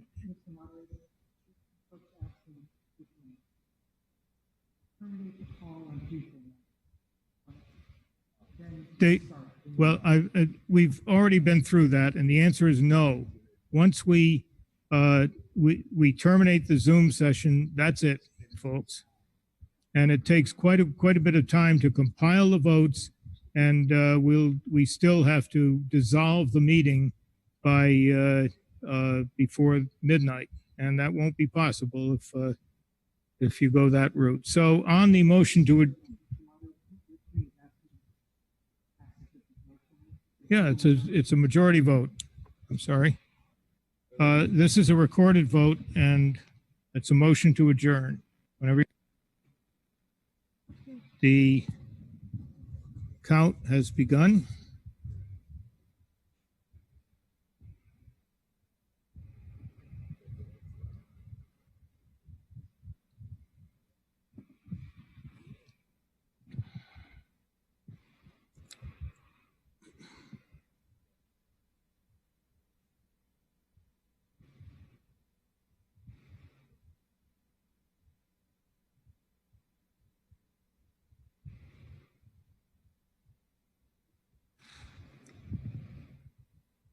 10 seconds.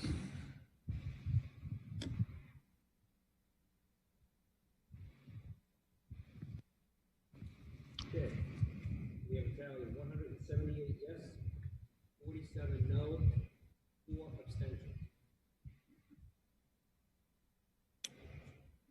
Mr. Jones, Gary Jones, Precinct 3, thankfully, yes. Ms. McNally, Rita McNally, Precinct 2, yes. Ms. Senical, Barbara Senical, Precinct 13, yes. Ms. Jonas. Elisa Jonas, Precinct 16, yes. Motion carries by a vote of 182 in favor, 47 opposed, and 4 abstentions. Town meeting is adjourned until 7 o'clock on Tuesday, June 30. Thank you, ladies and gentlemen.